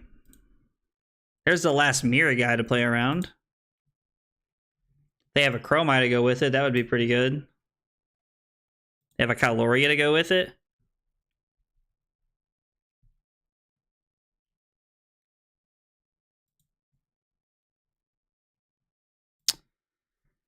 Let's pitch this.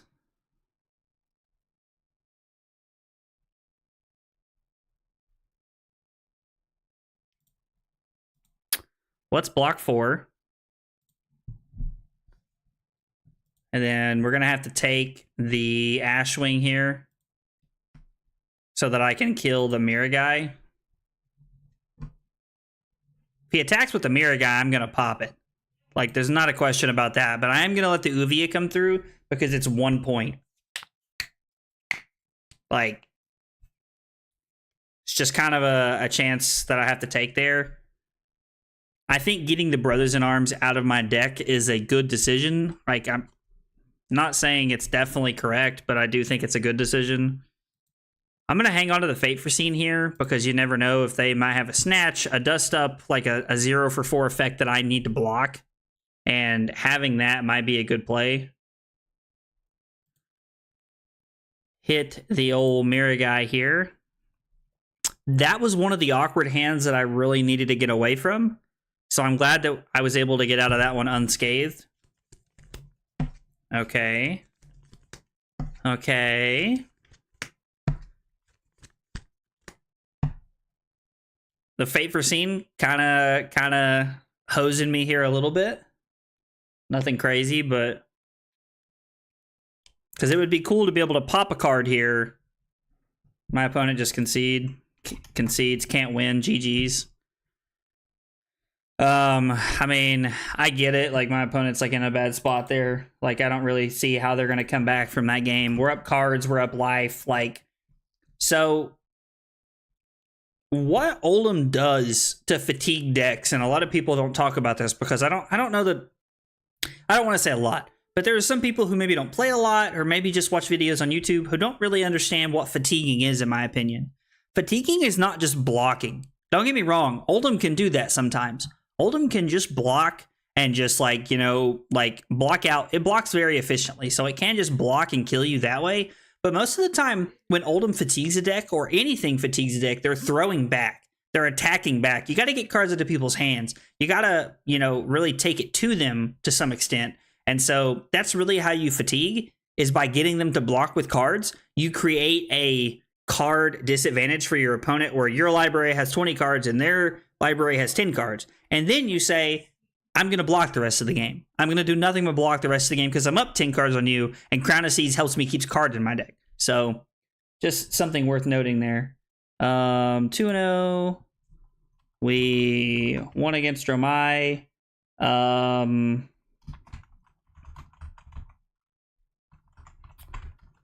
Played patiently, but aggressively. I like having the notes in here on each of my matchups, like kind of talking about what I did a little bit. I feel like it helps me go back and look and go, oh, that's why I won or that's why I lost, kind of thing.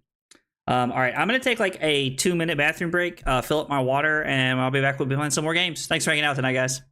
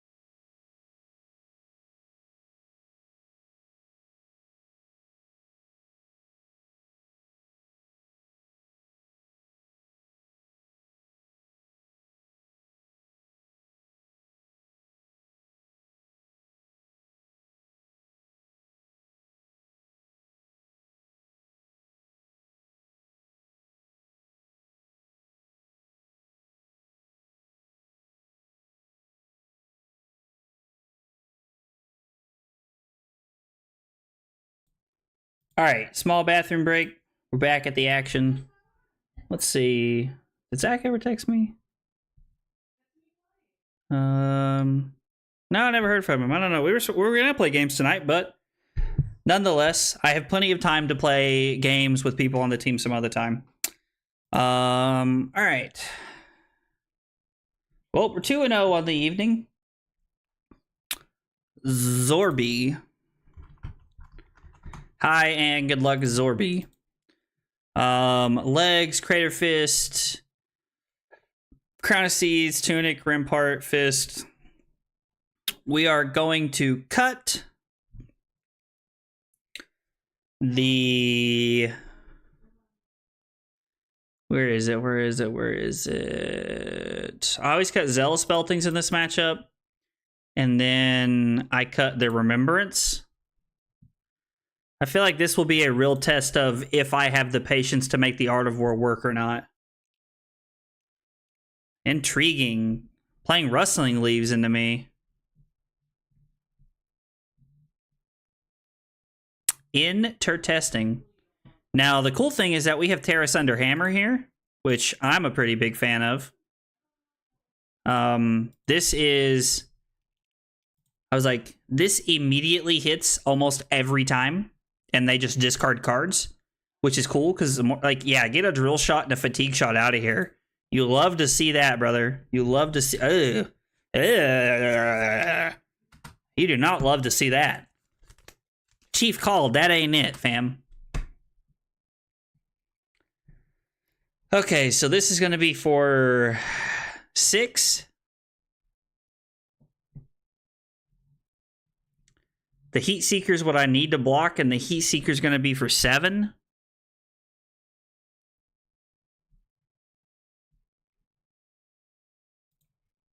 I think we're going to pitch Sigil here, the Crown, as weird as that is. I mean, I think we're just taking 5 here. So, I haven't really got to talk about this on stream a whole lot, but...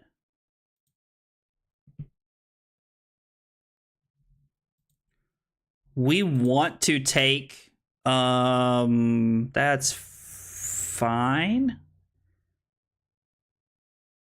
Yeah, I guess that's fine. We'll leave that on top. I don't really want to put that with the Sigil.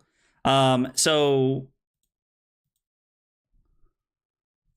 this isn't something I've really talked about on stream a lot because I haven't played this matchup a ton on stream, but one of the things that I'm a firm believer that you need to do is if your opponent is playing Sick'em Shot, or if your opponent is playing Falcon Wing, which a lot of decks are playing both, you need to block 1 card on the Sick'em Shots, and you need to block 0 cards on the Falcon Wings. Now, I say this as someone who...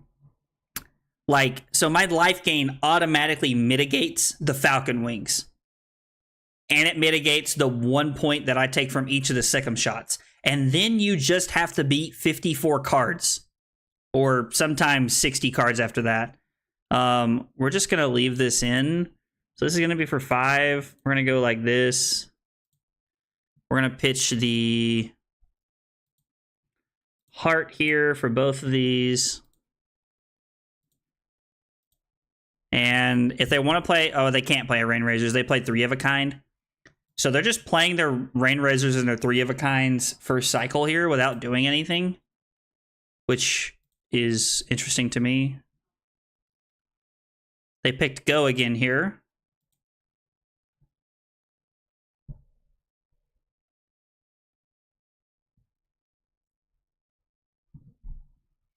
Really don't want to play my Sink Below because... well, I haven't crowned yet.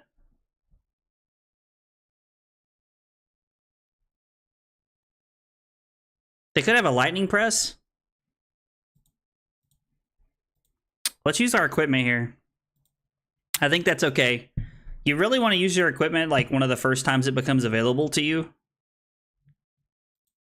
And they just pass.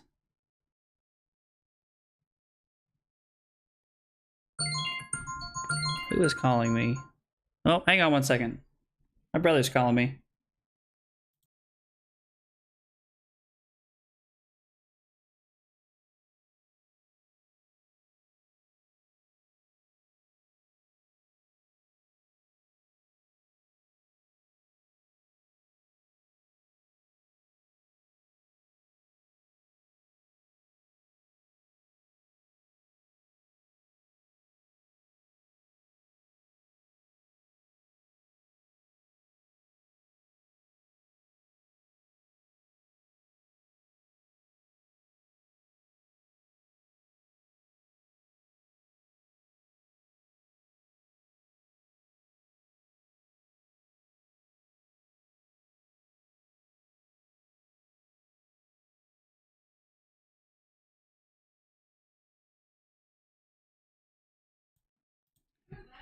That was Noah.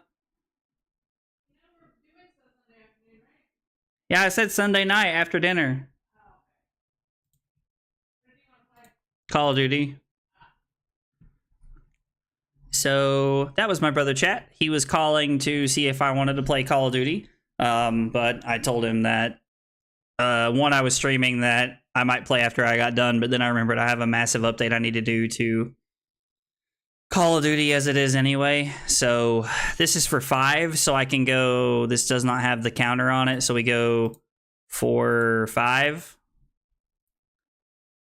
We make their codex invaluable. I don't even think that's a word. We make it less valuable because, all right, they're going to play that. That's fine. I don't know. We make their codex not as good here because we still have an arsenal. Now, to be fair, we could just tunic crown. What? You think you're going to get me, homeboy? Think you're going to get me with that stupid drill shot? Well, you're not. You ain't. Let's go.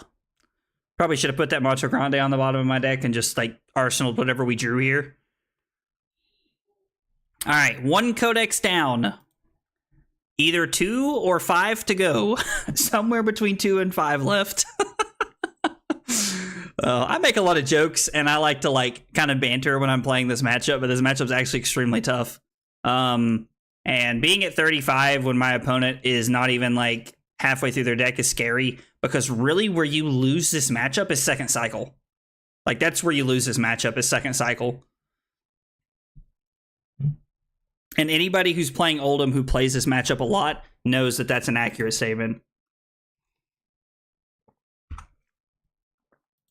All right.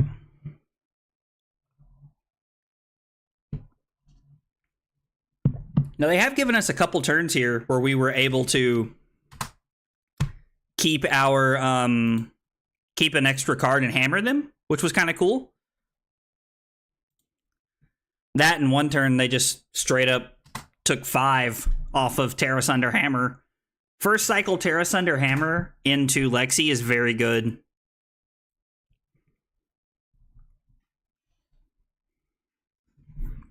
So this is for 5. Well, let's tunic crown here. We can kind of just get blown out if they have a codex here.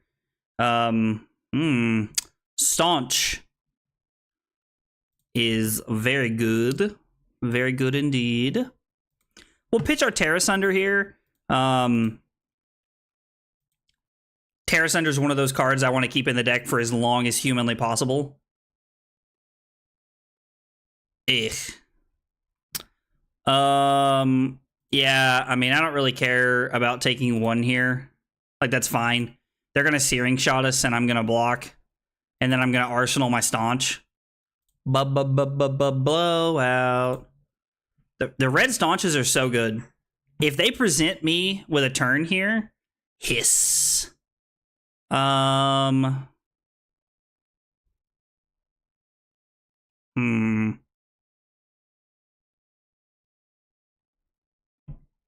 Yeah, it doesn't really matter. We're going to have to pay through the Frostbite either way, probably.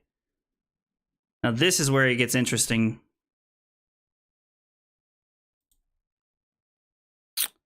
We will pay 1 by pitching the Mulch here. They might have had multiple Winter's Bites there and thought they could get us by maybe we pitch a red or something. I don't know. So the Red Staunch is like, honestly, like Red Staunch Response is one of the best cards in this matchup. And I tell everybody that because it's just so valuable. Like 1 card block for 7 is so crazy. Now, it does have to line up well.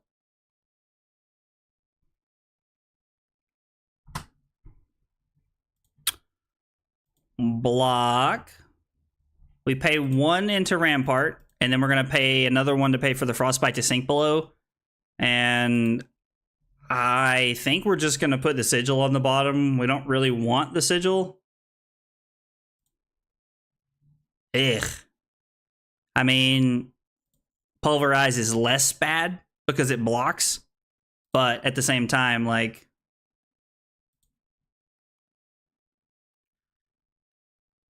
What is this going to be for 8? Block 1.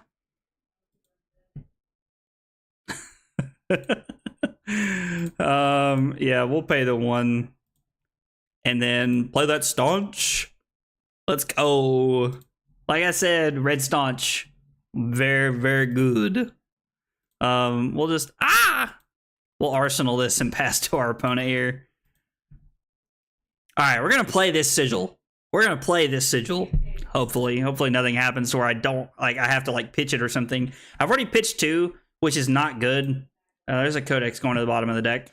Pitch stacking codexes. I have yet to see them pitch stack a Rain Razors or a 3 Oak. So that is something worth talking about. They're pitching codexes. It's either because they're preparing to play second cycle or they have another one in their hand. Now, this is for 5. We can very easily block 5 by crowning, which does play into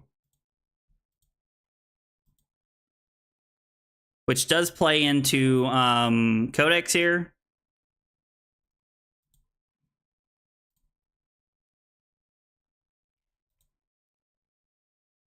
If they pick go again on this, then we know we're...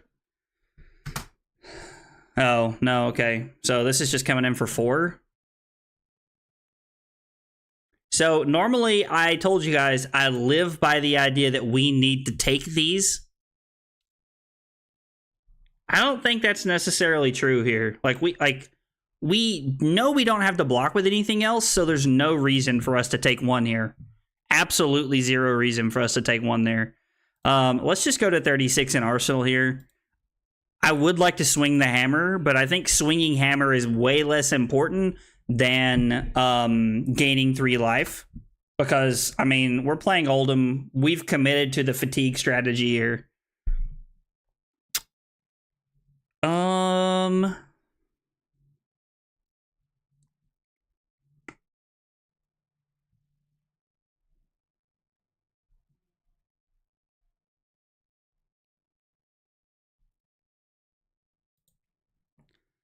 Let's block 1 here, and let's just pitch our blue. Let's pitch the Glacial Footsteps here. We can save Tunic Crown for later here if we want to, and then we're just going to Oasis Respite. Something that I didn't talk about early on in the matchup is that I'm intrigued that they played Snapdragons into me. Every time I've ever played against this matchup, I've played against somebody playing Perch Grapplers, which, I don't know what's better. I'm not a Lexi player, but this is the first player I've ever seen actually play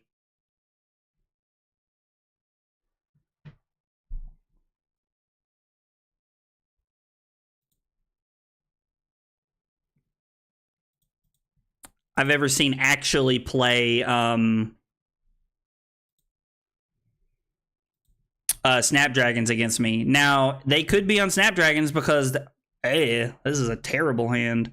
Because they are preparing for... Fortunately, I cannot play around Tunic Crown this turn. Or I cannot play around the Frostbite here.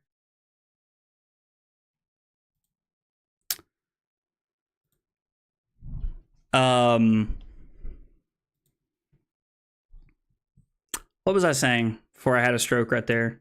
Oh, they could be playing Snapdragons to play around the concept of being fatigued here. Maybe that's what they're aiming for, is to dodge being fatigued. Oh, man. First cycle Rain Razors and 3 of a kind? All right, so they're going to have a Codex of Frailty turn followed by a Rain Razors turn. Is that 2 3 of a kinds?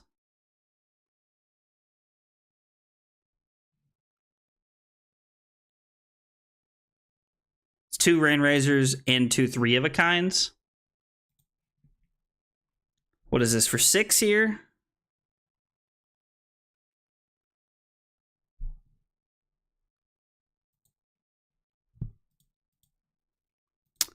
Let's save my crown block here.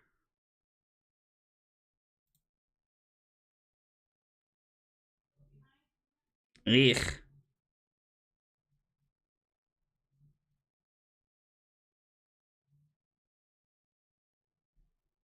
I am unable to block 5 here.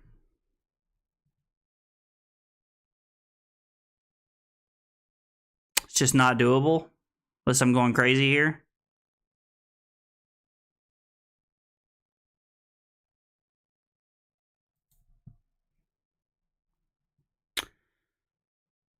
Pitch the Rouse.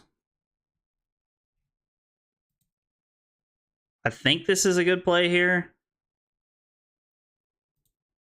I get to keep an Arsenal this way. This is going to be for 7. Blocking with the Pummel's not exactly fun, but we take 4, go to 32, and then we have a Pox token on our turn.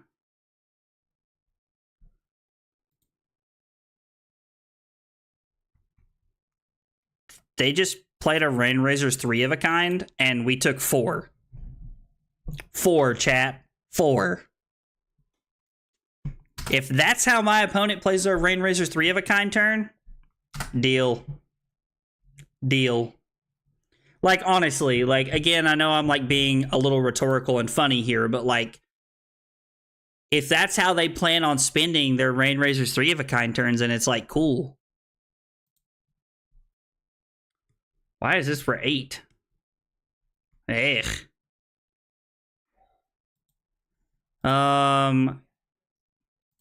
We're going to pitch Mulch. And we're going to play the Fate Foreseen here. So we play Mulch. Or we pitch the Mulch. We're going to play Fate Foreseen. We're going to put that on top. Our opponent's going through their deck very quickly.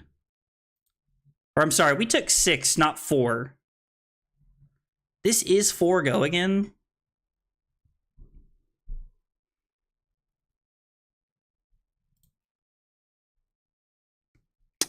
Codex here is kind of a blowout.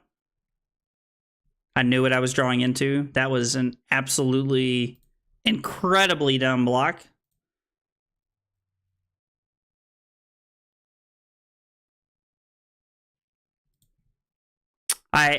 Crowning right there was dumb. You just saw me, like, have a complete forehead moment. That was, like, man, let's clip that so we can talk about how stupid that was later. Okay, so the third Fate's in my hand, the third Sync's in my hand. We have the second Staunch, which is all of them in my arsenal, and there is an Oasis Respite left in the deck somewhere. This is their last 3 of a kind.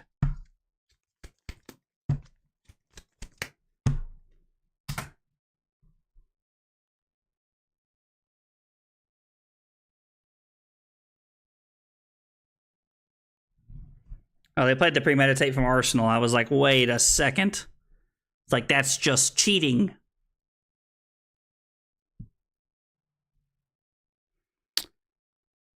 So this is for 6? I'm sorry, no. This is for 4, 5, 6, 7.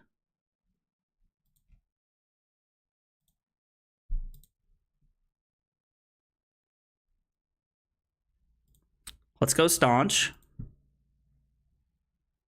We'll put that on the bottom. We'll just try to set up for better plays later. That's the second Voltaire they've had. What is this one for? 5?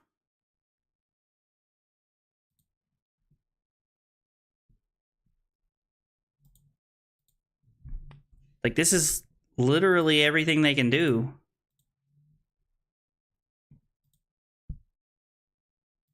And like, they have an action. I mean, yeah, I guess they can quiver here.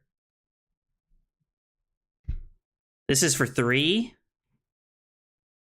They have no way to buff this up. I mean, if it hits, they get a Ponder token, but they already have 2 cards in their hand. Yeah, I'm going to go to 27. This is not even remotely worth my Staunch here. This isn't even worth crowning away when I could for free. Like, no, absolutely not. Yeah. Carly's upset about something. Let's go ahead and activate Tunic here and just let it sit. I think that's the play. Yellow's winner's bite has been interesting.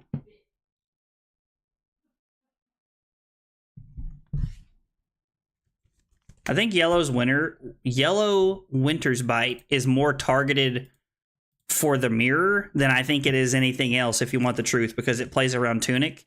Like, I think it's designed to beat up on aggro decks because you're getting cards out of their hand more often than you're not.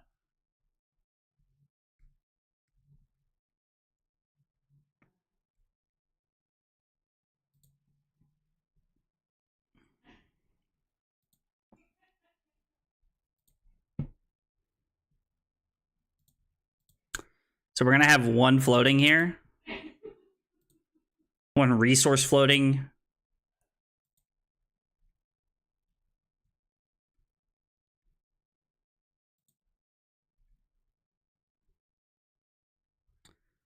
So this is for 5. So crown. I can't crown Rampart and card here. I mean, I can, but I would have nothing floating. I would have no arsenal left if I did that.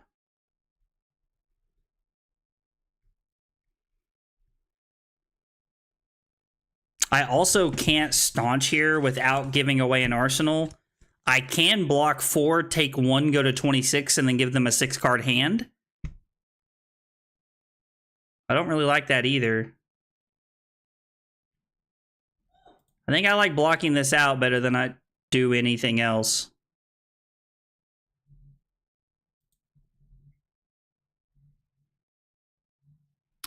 Oh, they gave it +1. Woo! So it's good I drew into that Oasis Respite accidentally.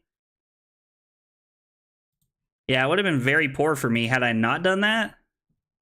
Because they would have gotten their arsenal anyway. Yeah, that was just something that I wouldn't... Like, so that's one of those things that I would not have done playing in paper. Because if I was playing against somebody, I'd have been like, what's this for? And then I said 6, and I'd have been like, oh. And then I'd have played my staunch.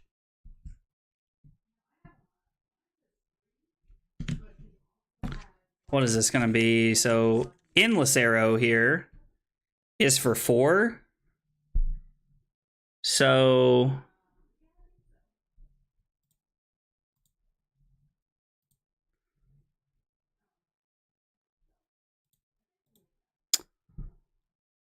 we're going to block 4. I was like, and if they go for a...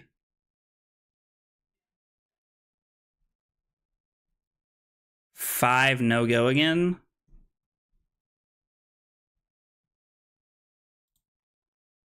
This is worth taking 2 to set up an arsenal. Yeah, I can go to 26 here to set up an arsenal.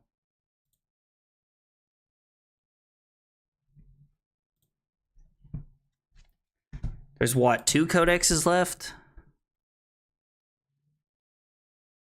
There's A Rain Razors, A 3 of a kind. Right? Or is it? Yeah, there's A Rain Razors. Or is that all the 3 of a kinds?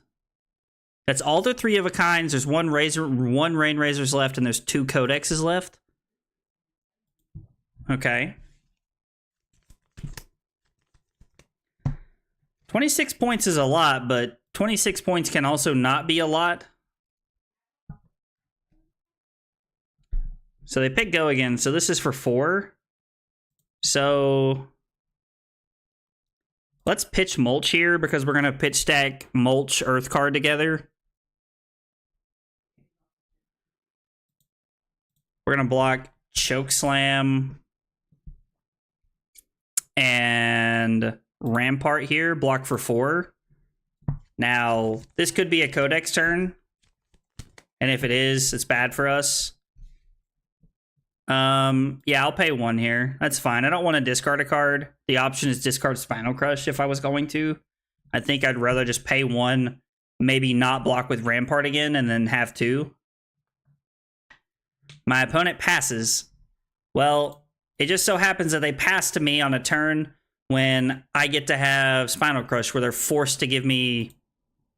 They're going to give me all 3 cards here. Huh.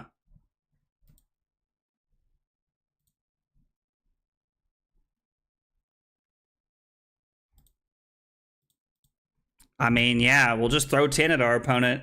It may not have any text attached to it, but it does put us ahead in the life lead. They've also only got 10 cards left in their deck. There's the first of our 2 sigils that are coming back. So this is a Rainrazor's turn, which means the Codex is the other card in their arsenal here. Because they had Codex before they had... Did they block with Codex? I don't think they blocked with Codex there. No. So the Codex is in their arsenal. So we know we're playing around the Codex here.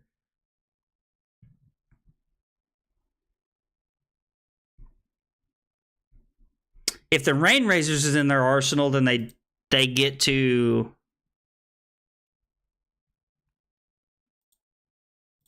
If the Rainrazors is in their arsenal, then they have the ability to...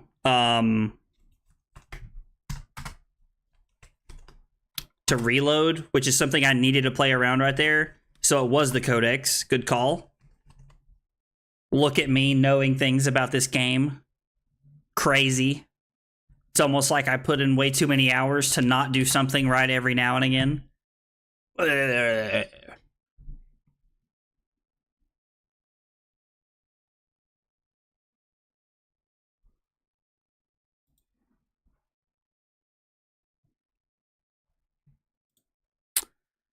Yep. Let's take 4. We can take 4. This is the Rainrazors and everything else here.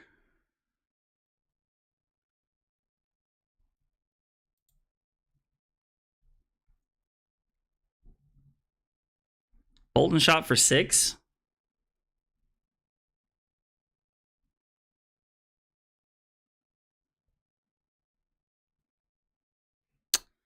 I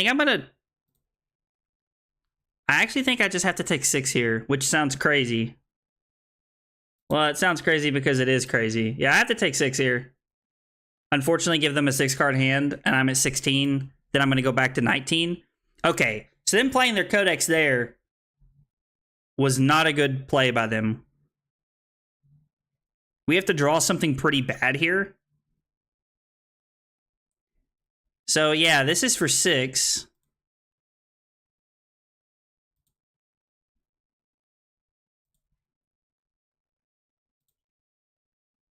I mean, that is what I would consider pretty bad in this situation. Okay. Oh, man.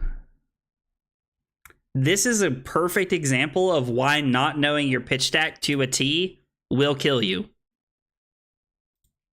It will 100% kill you. Now, I don't know that they're going to kill me. They are going to get my Rampart here, though. I have a lot less work to do than they did, though. I will say that. There's another sigil somewhere in my deck. Oh, no. Sorry, opponent. I'm sorry, dude. I need to arsenal a card.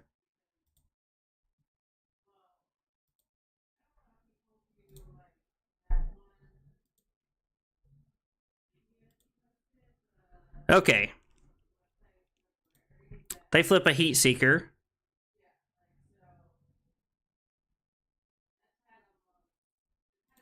Okay. I'll pay 1 here.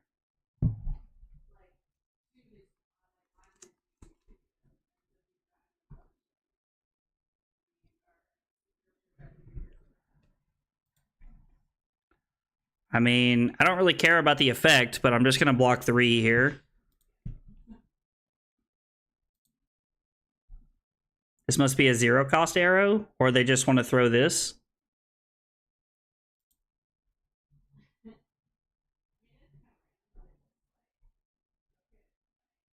So...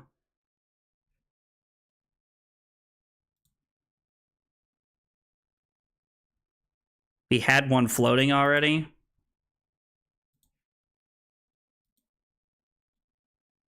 We blocked that out. There was a sigil. So now there's another sigil on the bottom of our deck. I have to say, I've pitch stacked pretty poorly this game. It's not been a great show from me on this side. Luckily, my opponent did not pitch stack at all. and they played very aggressive and very overeager, and they allowed us to get back into this game. I also know that there's no codexes left in their deck. I was paying that much attention at least, so we saw that there's no inertias. And they also only presented 60 cards into me, so there's that as well. We'll just block 4 here. There's no Rain Razors left. Like, there's nothing left for us really to like play around that's like major gonna kill us.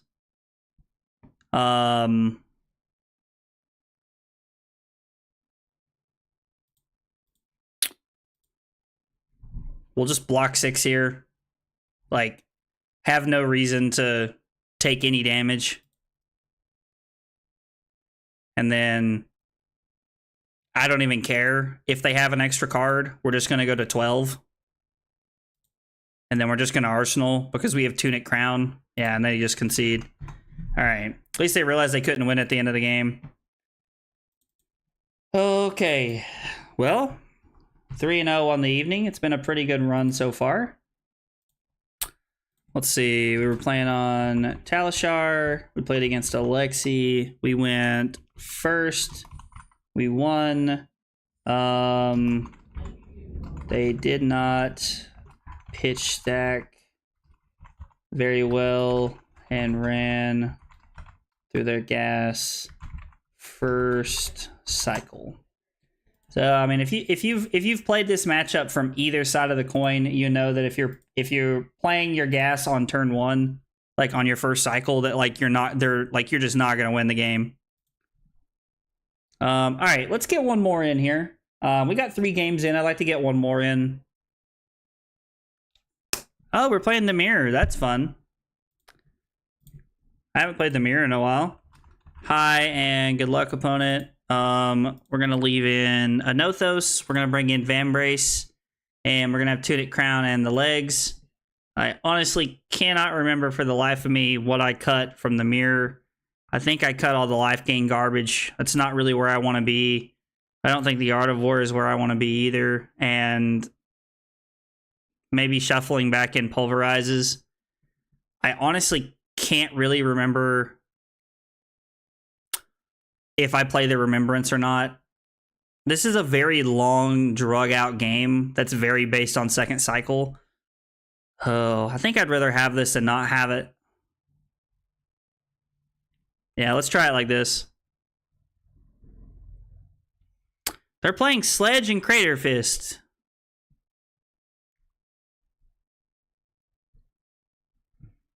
So, defense reaction, 5, 6, 7.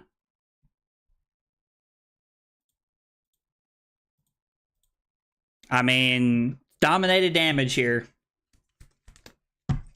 If they have a 4-block card in their hand, they can give us 4-block Crater Fist and Iron Rot Legs here. Now, definitely some people will argue with me that it's better to just set up and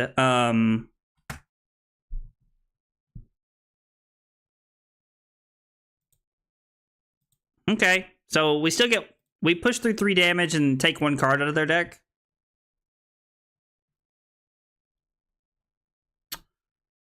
Some people would definitely argue that it's better to just pitch stack there and just like try to set up a Terrace under there.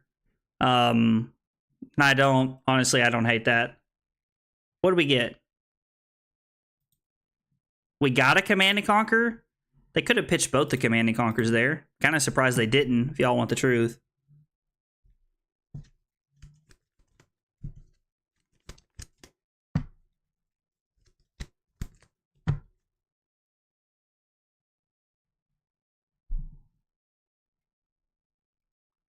And they choose Go again.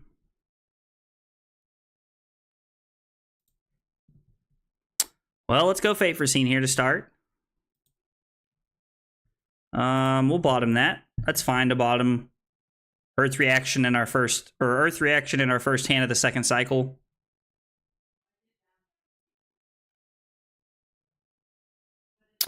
So block 4, take 2, go to 37, and then I can throw a Nothos and threaten Thunderquake here.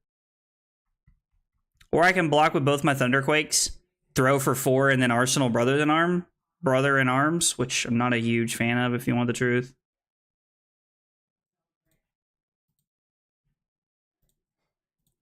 Yeah, let's join our opponent at 37 here. I think that's fine.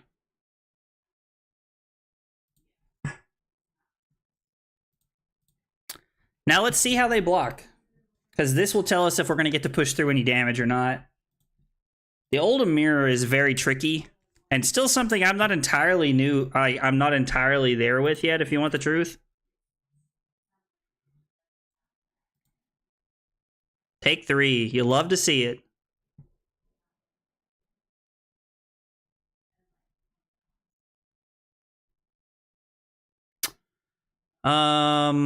I definitely think this is a play staunch, swing a hammer, arsenal respite.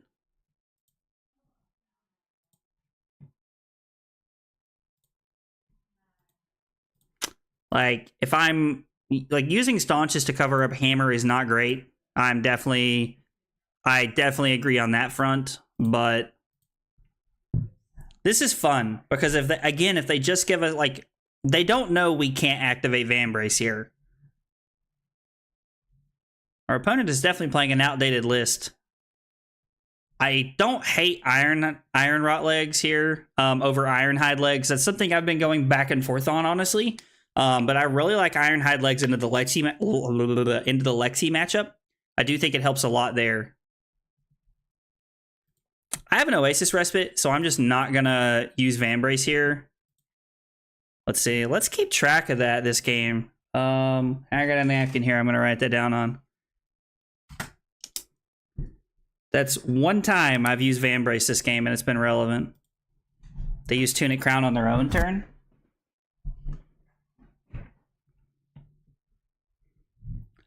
Rutro Raggy.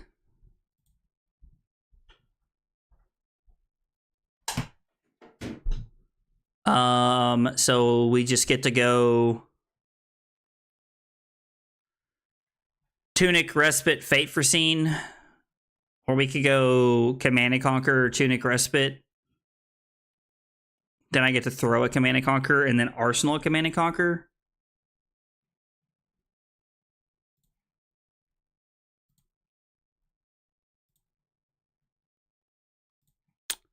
Throw this on Sledge. You know what? Let's do this and just save our Fate Foreseen here. Fate Foreseen is definitely more important than our Command and Conquers. Command and Conquers are not that great in this matchup. Although I did like the idea of being able to threaten Pummel here with the Tunic counter up, so good with the bad.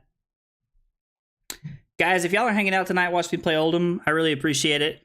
Y'all watching on Twitch, hit that follow button, please. Really helps me out. And if you're watching on YouTube, hit that subscribe button.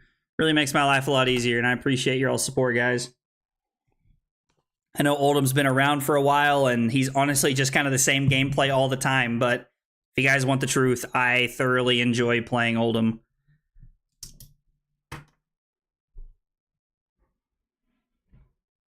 So this hand is sweet because I can Fate Foreseen this, take 2, and then I get to have an 11-point swing. Again, we'll just bottom that. Taking points, like taking 2 to swing 11 is pretty worth, in my opinion. Debilitate gives us go again. Our opponent is on ice cards here, so they could ice react us if they wanted to. I don't think that's worth here, because if I have a single blue, then I can throw hammer here, so it makes no sense for them to do that. Haha, gotcha. Ka-chow. Get him for 6. Oh, look at Carly plugging me. Thanks, baby. Plug in the old donate thing. I actually recently figured out how to do that. I figured out how to like add the donate thing to my channel today. I actually didn't even know how to do that, as silly as it sounds.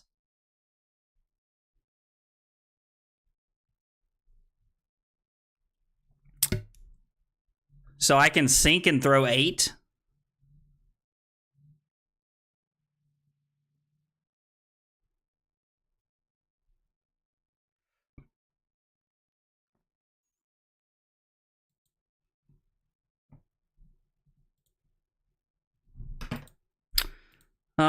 Again, I'm not going to do anything. I was up 2, now I'm up 5. And throwing 8, like, the heart won't gain me anything here, but I think throwing 8's relevant.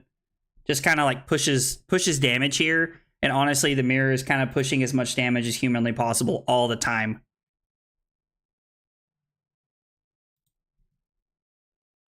My opponent takes 2. I'm going to go Rouse, then Heart. Is this Tunic Sledge?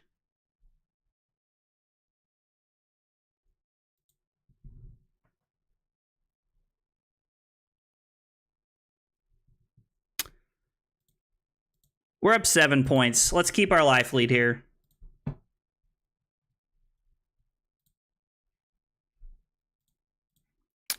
Let's attack for 4 and stare at our opponent. Make them really think about what they're going to do here. Now, unfortunately, if I do pitch the Zealous Belting to trigger Vambrace, it does not turn on a Nothos. So, a little like, kind of wasting cards there. Ah! God. Definitely tell I've never heard that noise before because it scared the living crap out of me. For the best streamer out there, she is such a sweetheart. I do not know how I got so lucky as to have a woman like Carly.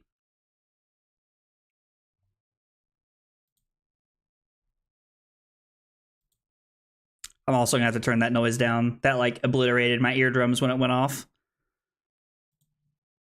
Zealous Belting. Ooh, an Endless Winter. So I don't think no, they didn't reveal anything.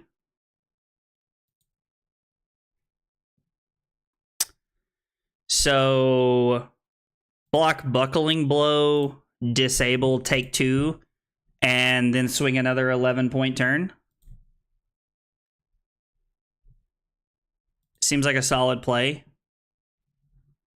We got to pitch the Thunderquake here to make sure that we get go again. We don't want to do something silly. One time I was playing Bravo. I'll tell you guys this funny story. One time I was playing Bravo, and I was not paying attention, and I pitched a Terra Sunder to play my Zealous Belting like a schmuck, and it cost me go again.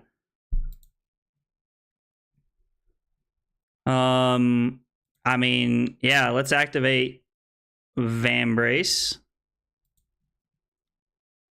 So I get a Frostbite, but I just get to use Tunic here. My opponent still takes 1, goes to 25.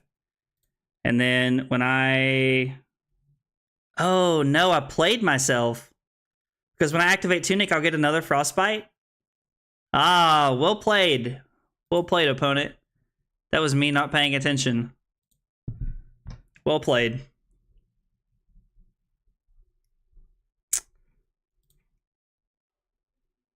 They do have 2 blues here.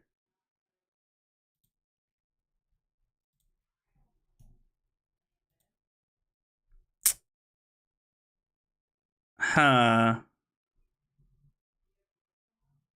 So my opponent can activate Vambrace here, and I can Respite, which means I'll take 2, go to 29, and then I get to throw Spinal Crush at my opponent.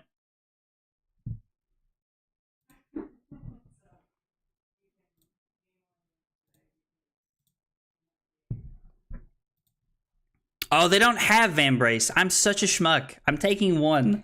See, I'm playing around cards that aren't even there. I'm so used to playing around Vambrace in the mirror now that, like...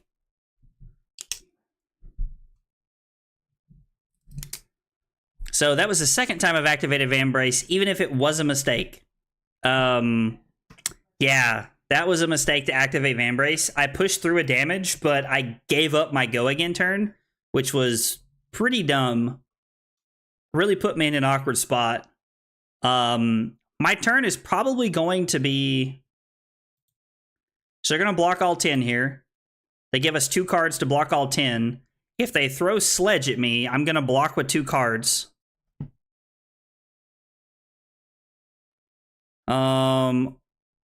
Yeah, let's just give them these 2 cards.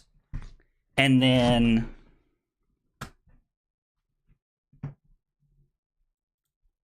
we'll throw hammer for 4 here, make them think about what they want to do. They say nothing. We'll arsenal the pulverize and see if it's good enough here.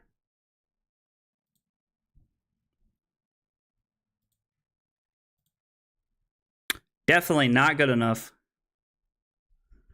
Can answer that already.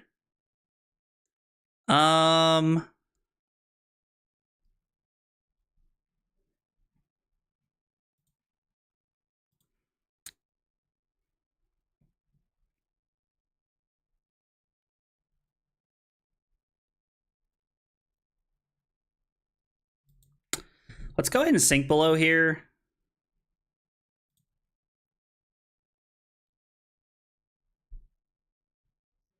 I just put pulverize on the bottom.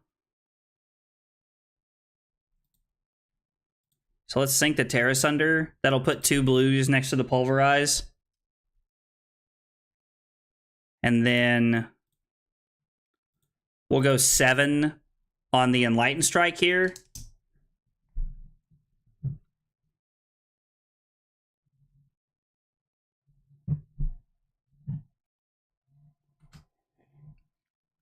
I was like, my opponent has another 0 for 4.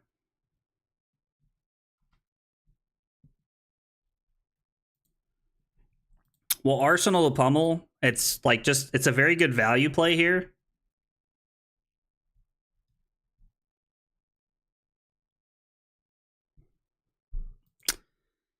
So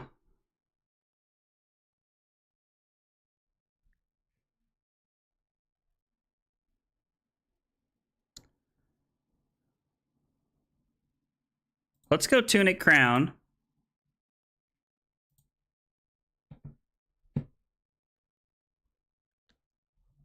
And then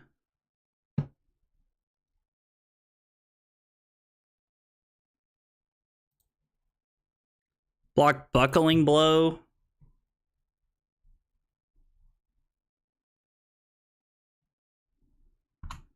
Sorry, opponent. Definitely just made the incorrect decision there. We just get to block 6 here. We block with 2 cards, keep our life total up. And then we get to hammer and use Van Brace this turn, and then Arsenal to sink below, which is a very good play.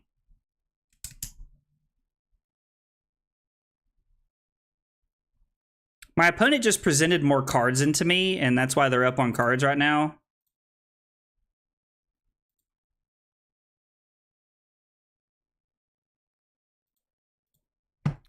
The more times we use Van Brace, the better off we're going to be.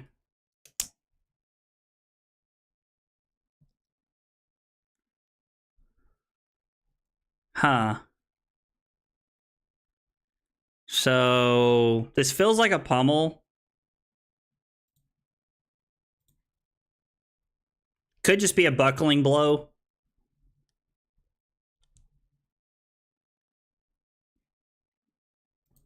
Like, this could just be the buckling blow they're presenting here.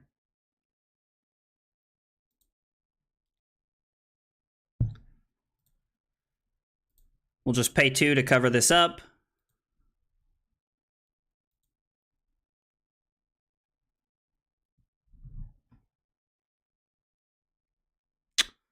We don't have another blue card to throw hammer here, or to activate Van Brace and make it worth. If they do crown here, we can just activate Van Brace by pitching Fate Foreseen. I'm also okay with them just taking 1 here.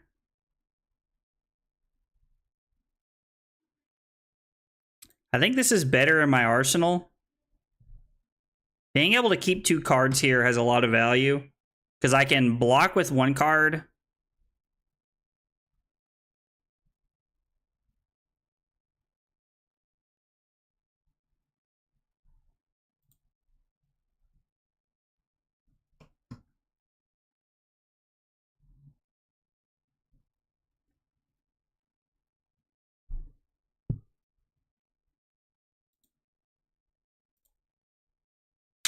So they didn't fuse.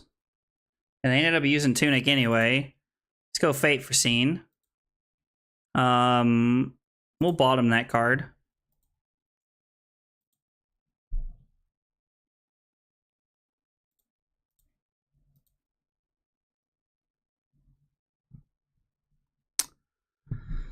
Let's throw our Zealous Belting here. We know there's not a nice card in their arsenal. Fate for Scene from the hand. All right. That is fine.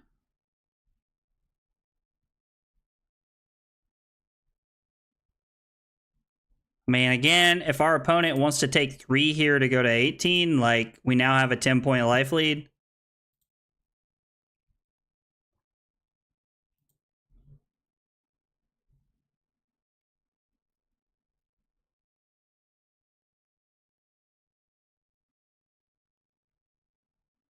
Is that all of my Zealous Beltings? I think it is. We still have all of our Rouses left and 2 Terra Sunders.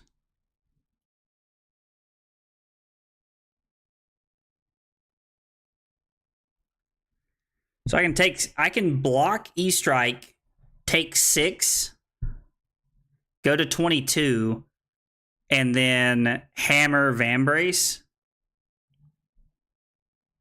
Or I can block 6, throw 7. I think that's a better line. Again, this is one of those times when I'm like, man, is the Remembrance good here? Like, am I just shuffling back in my go again attacks? Like, I'd rather throw 7 because they don't have Crown to just clean this up with. If they're going to do something, they actually have to block with cards from their hand. They probably just have another defense reaction here, which is fine. And then they're going to throw Sledge at me.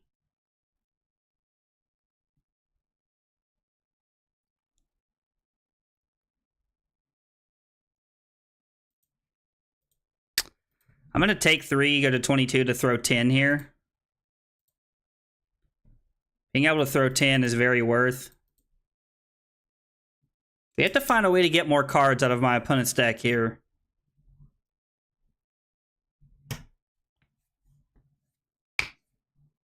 Like, they have the life to play with right now, but we have to get the cards out of their deck. That's how we get back into this. They're going to throw Sledge. Carly just let out a burp. And man, it was a good one, let me tell you. So we take 6, go to 16 here.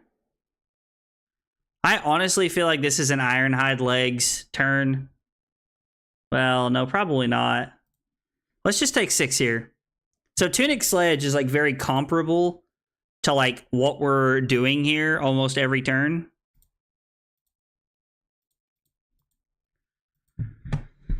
And then we get to throw Hammer for 6 after this, and then Arsenal our red 6 for 10. Which we can pitch if we need to. These Rouse turns are what's going to get us the tempo back. Like, that's what's going to give us tempo. This is probably a Staunch. It's like, they pitch stacked a Staunch pretty early, I'm pretty sure, so...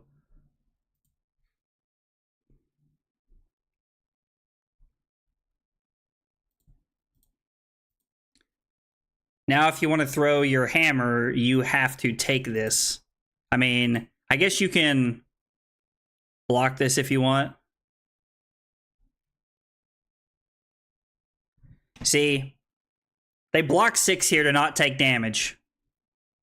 That's what we wanted. That's what we wanted.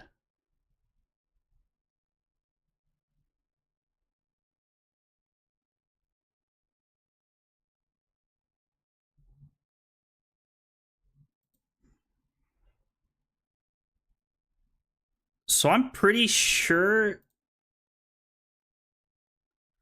we can Tunic Crown, and if we Tunic Crown into a blue, we throw Pulverize.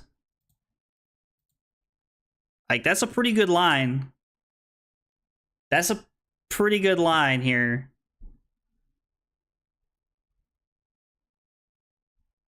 Come on. Okay, nice.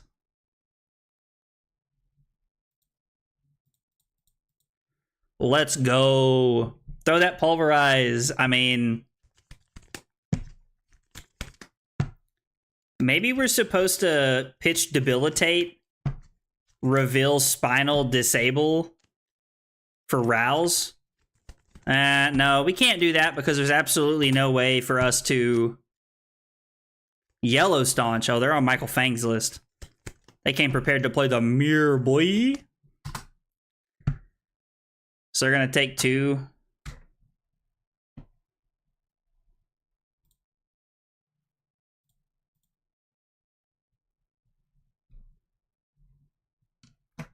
I mean, 8 and 5's 13.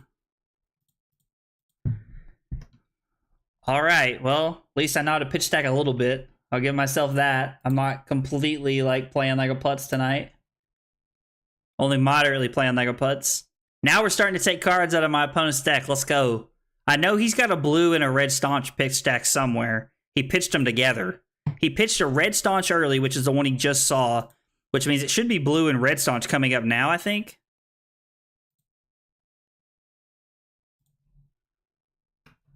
So the sad parts is still only for 4, but if my opponent blocks with 1 card here, I'm just going to activate Vambrace. Yeah, if you want to take 4 here, that's cool.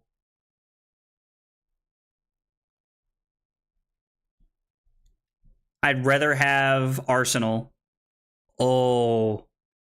Gonna throw a red staunch at this? Deal. Deal. This late in the game? That's a deal, my friend. Hey. Well, it's not great. So they are gonna sledge me here. Which means we're gonna go.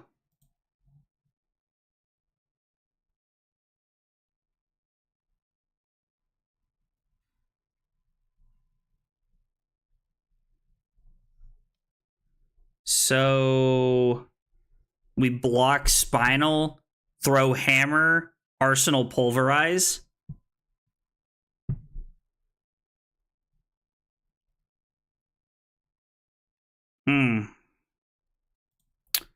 We do take 2 and go to 14 here if we do this. This might have been an Ironhide legs turn. Not sure.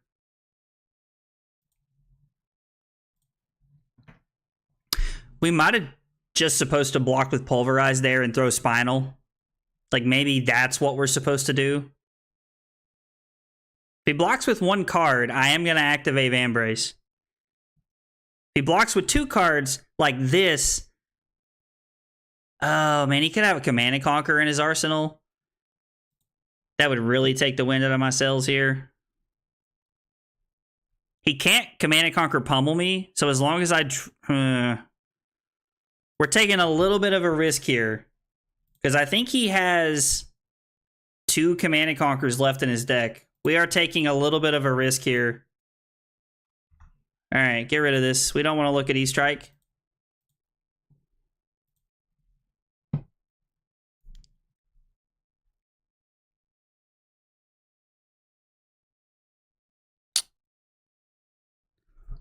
Boo.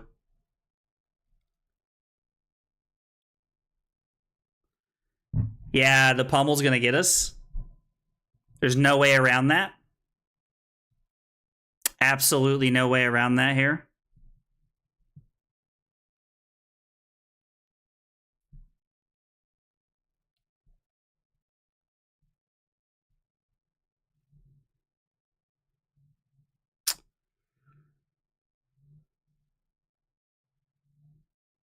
Because this is going to cost 7.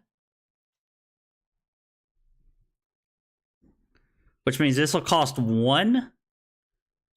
So I can block Terra Sunder, throw Mulch with Pummel.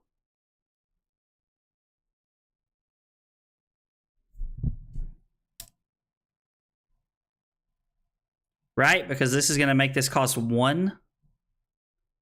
Terrace Under Hammer, like, he's probably got a Staunch here. If I had Tunic up, well, no, that wouldn't save me either. So, ironically, Iron Wrought Legs would get me out of this situation. Yeah, there's just no way to make it happen here, is there? So, we're going to block with Terrace Under. Take 3. It's very unfortunate that our hand lined up that way. I was afraid that he had the Command and Conquer.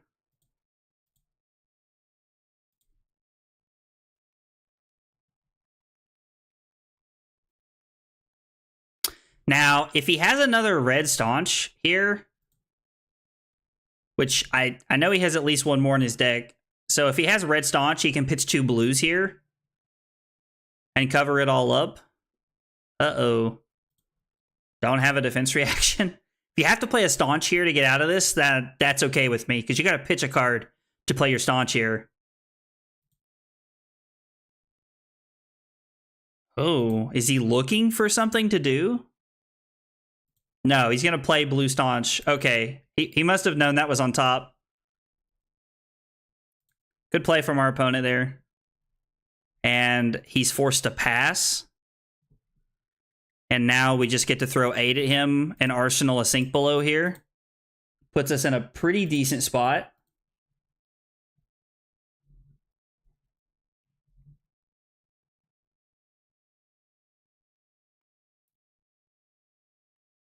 He blocks with a pummel. Okay, you like to see that. Let's arsenal the Sink Below here.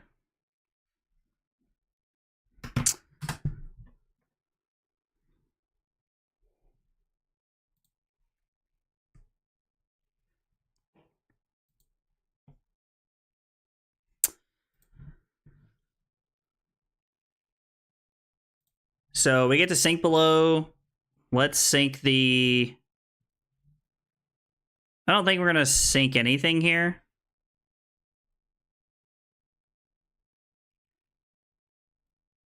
Yeah, I don't think we're going to sink anything here. We're going to Earth React the last 2 points here.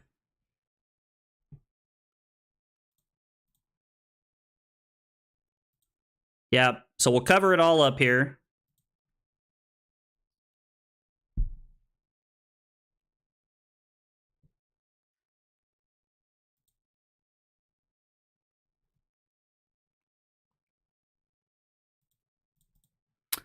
Let's throw 8 here. We could have thrown 8 Dominate, but I'd honestly rather save my Macho Grandes for later in the game.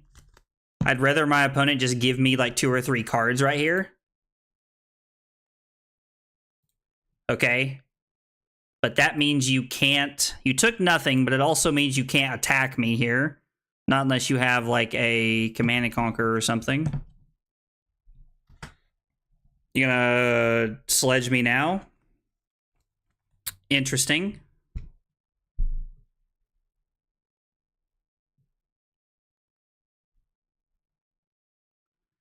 So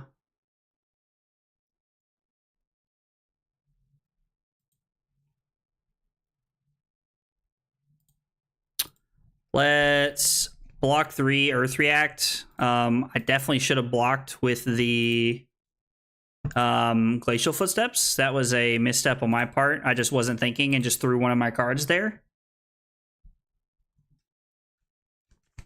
Now my opponent doesn't know that I have a Remembrance. My opponent might think I'm throwing a hammer for 6 here.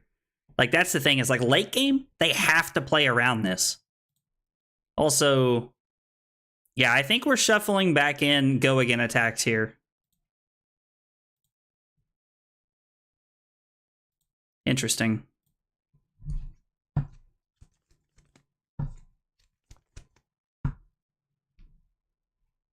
Yeah, it's very possible that they have another pummel. Like, I know Matt Rogers' list was only playing 1, but this guy's obviously not on the Matt Rogers special here. Did he fuse? He did not. This really feels like a pummel.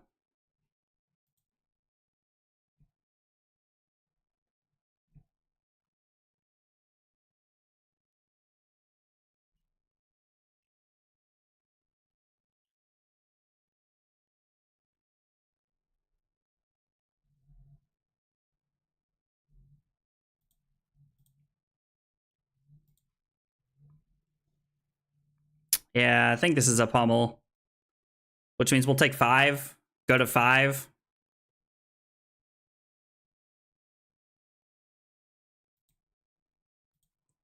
Discard this.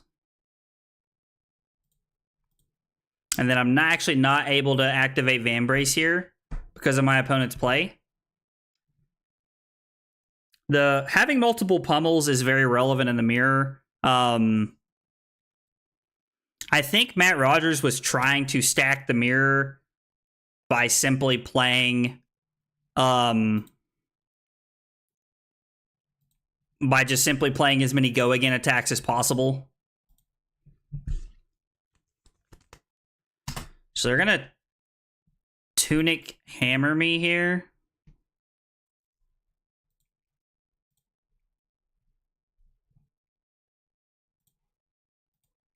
Let's block with 2 cards here. Take nothing. They're going to Arsenal a card. We're going to throw 10 and go to 6 here off of the heart. It's been a very grindy game. Of course, to be fair, the Oldhim mirror always is. They're going to crown, which is smart. They have a staunch here. They're not blocking with another card. Take 3, go to 4.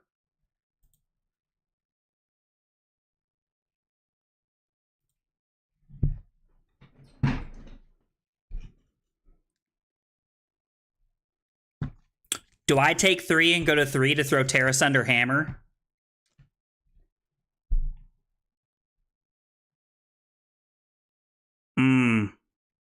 I really think so. Man, do I think so. Okay, we're going to take a little bit of a chance here. Normally I would be a better fan of just throwing Hammer, but Terra Sunder Hammer is an extremely crucial, like, it's such a good play. If they have a red staunch here, it's a blowout. I think that red staunch was the last one they had. They played one early, and they've played 3 red staunches, a yellow, which if they're playing the Michael Fang list, that's it. And then, is there another blue staunch in there anywhere? That I think there might be one more blue staunch.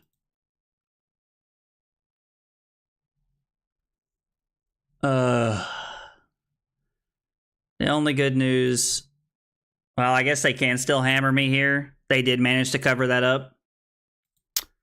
Well, that sucks.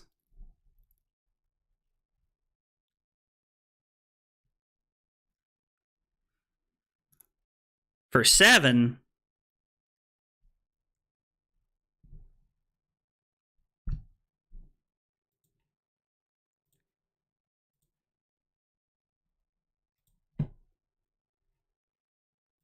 use Tunic, we pay for this, we Earth React, and then we throw Hammer and just stare at them.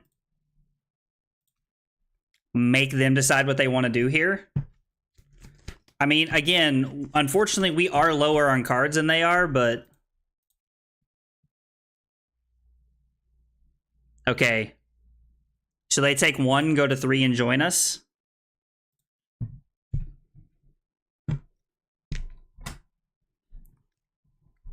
Ah! There goes my pin. Come here, pin. I think that's the 5th time I've activated Vambrace this game. Not 100% on that, but...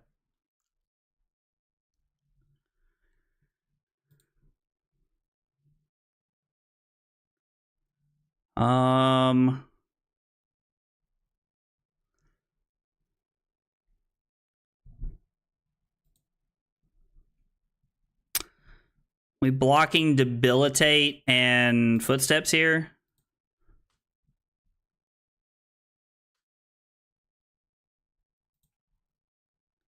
I definitely think that's the play. I think we're just going to cast Remembrance.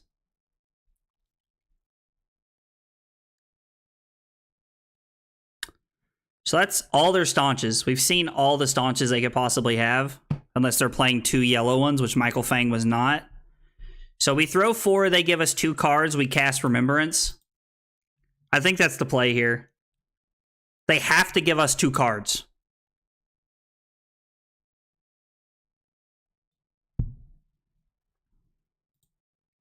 They give us 2 cards just like we wanted. We cast Remembrance.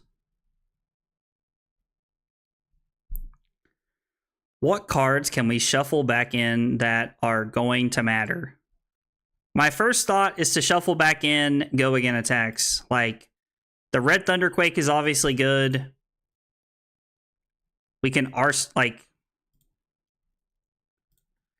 E-Strike is probably our best choice, honestly. That and Terra Sunder. Yeah, let's shuffle those back in. I think E-Strike, Terra Sunder is where we want to be at. Wall? Unless we draw like that.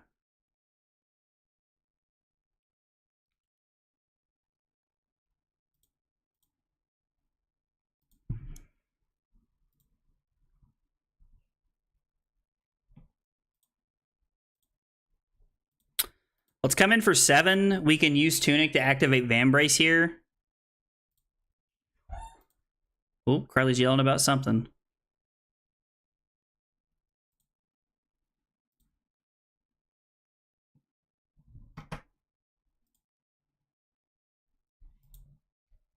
Take 1, go to 2, brother.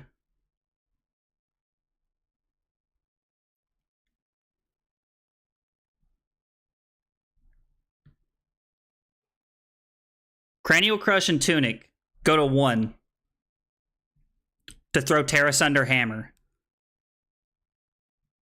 3, 4, 5, 6. They can't block it.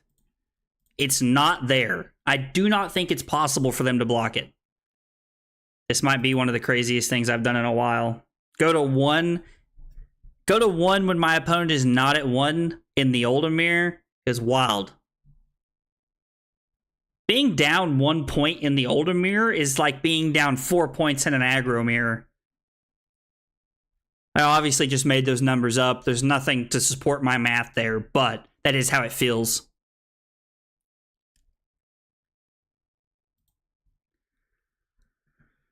All right, Terra Sunder, let's do this. Please cross the finish line.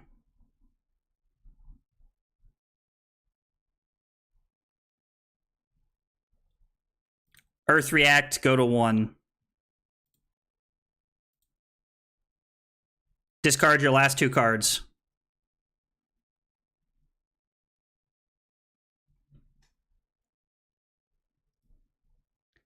Yep. Go to 1 and discard those cards, boy. We put our cards back in our deck. 8 dominate. Please tell me we're going to cross the finish line.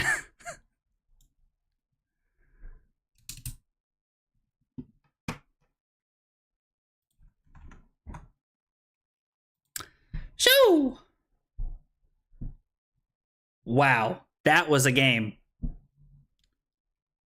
So I think my one takeaway from that game, if you want the God's honest truth, is that my opponent is a better Oldhim player than I am. They did not have a Nothos. They did not have Vambrace. They had neither of the cool tech tools for the matchup. And they still almost beat me. Remembrance bailed me out there. Remembrance bailed me out, like literally. That was, yeah, my takeaway from that game is that my opponent is a better Oldhim player than I am. So if they see this video, please know that I tip my hat to you, James Shirley. I think that was your name, because you definitely played better than I did. So anyway, my man registered as Zuri. Oh, it's in other. It says Living Legend CC. Interesting. That's neat. Oh, well, 4-0 on the night's not a bad way to spend the evening, honestly. Let's log our last game in my RTN testing. Oldhim went first. We won. Remembrance bailed me out. That is literally my note that I am putting down here. All right, let's see. We played 21 games so far. We have 4 losses. So we're playing Matt Rogers' Oldhim list, and we're currently 17-4 since I've picked the deck up. So that's pretty good. I can't really complain about that too much, honestly. But yeah, that was it for the night, guys. I appreciate you guys coming by and hanging out. I've been really enjoying playing Oldhim lately and preparing for our TN season. I will be back on Saturday, I think. I definitely won't be streaming tomorrow, and I definitely won't be streaming on Sunday because it's Mother's Day. But I think I'll be back on Saturday. I'm not sure if it'll be in the morning or in the afternoon yet. I don't really know what my day is looking like yet, but I will be back on Saturday, hopefully. Hope everybody has a good weekend and a good Mother's Day if I don't see you guys on Saturday. Take it easy, guys.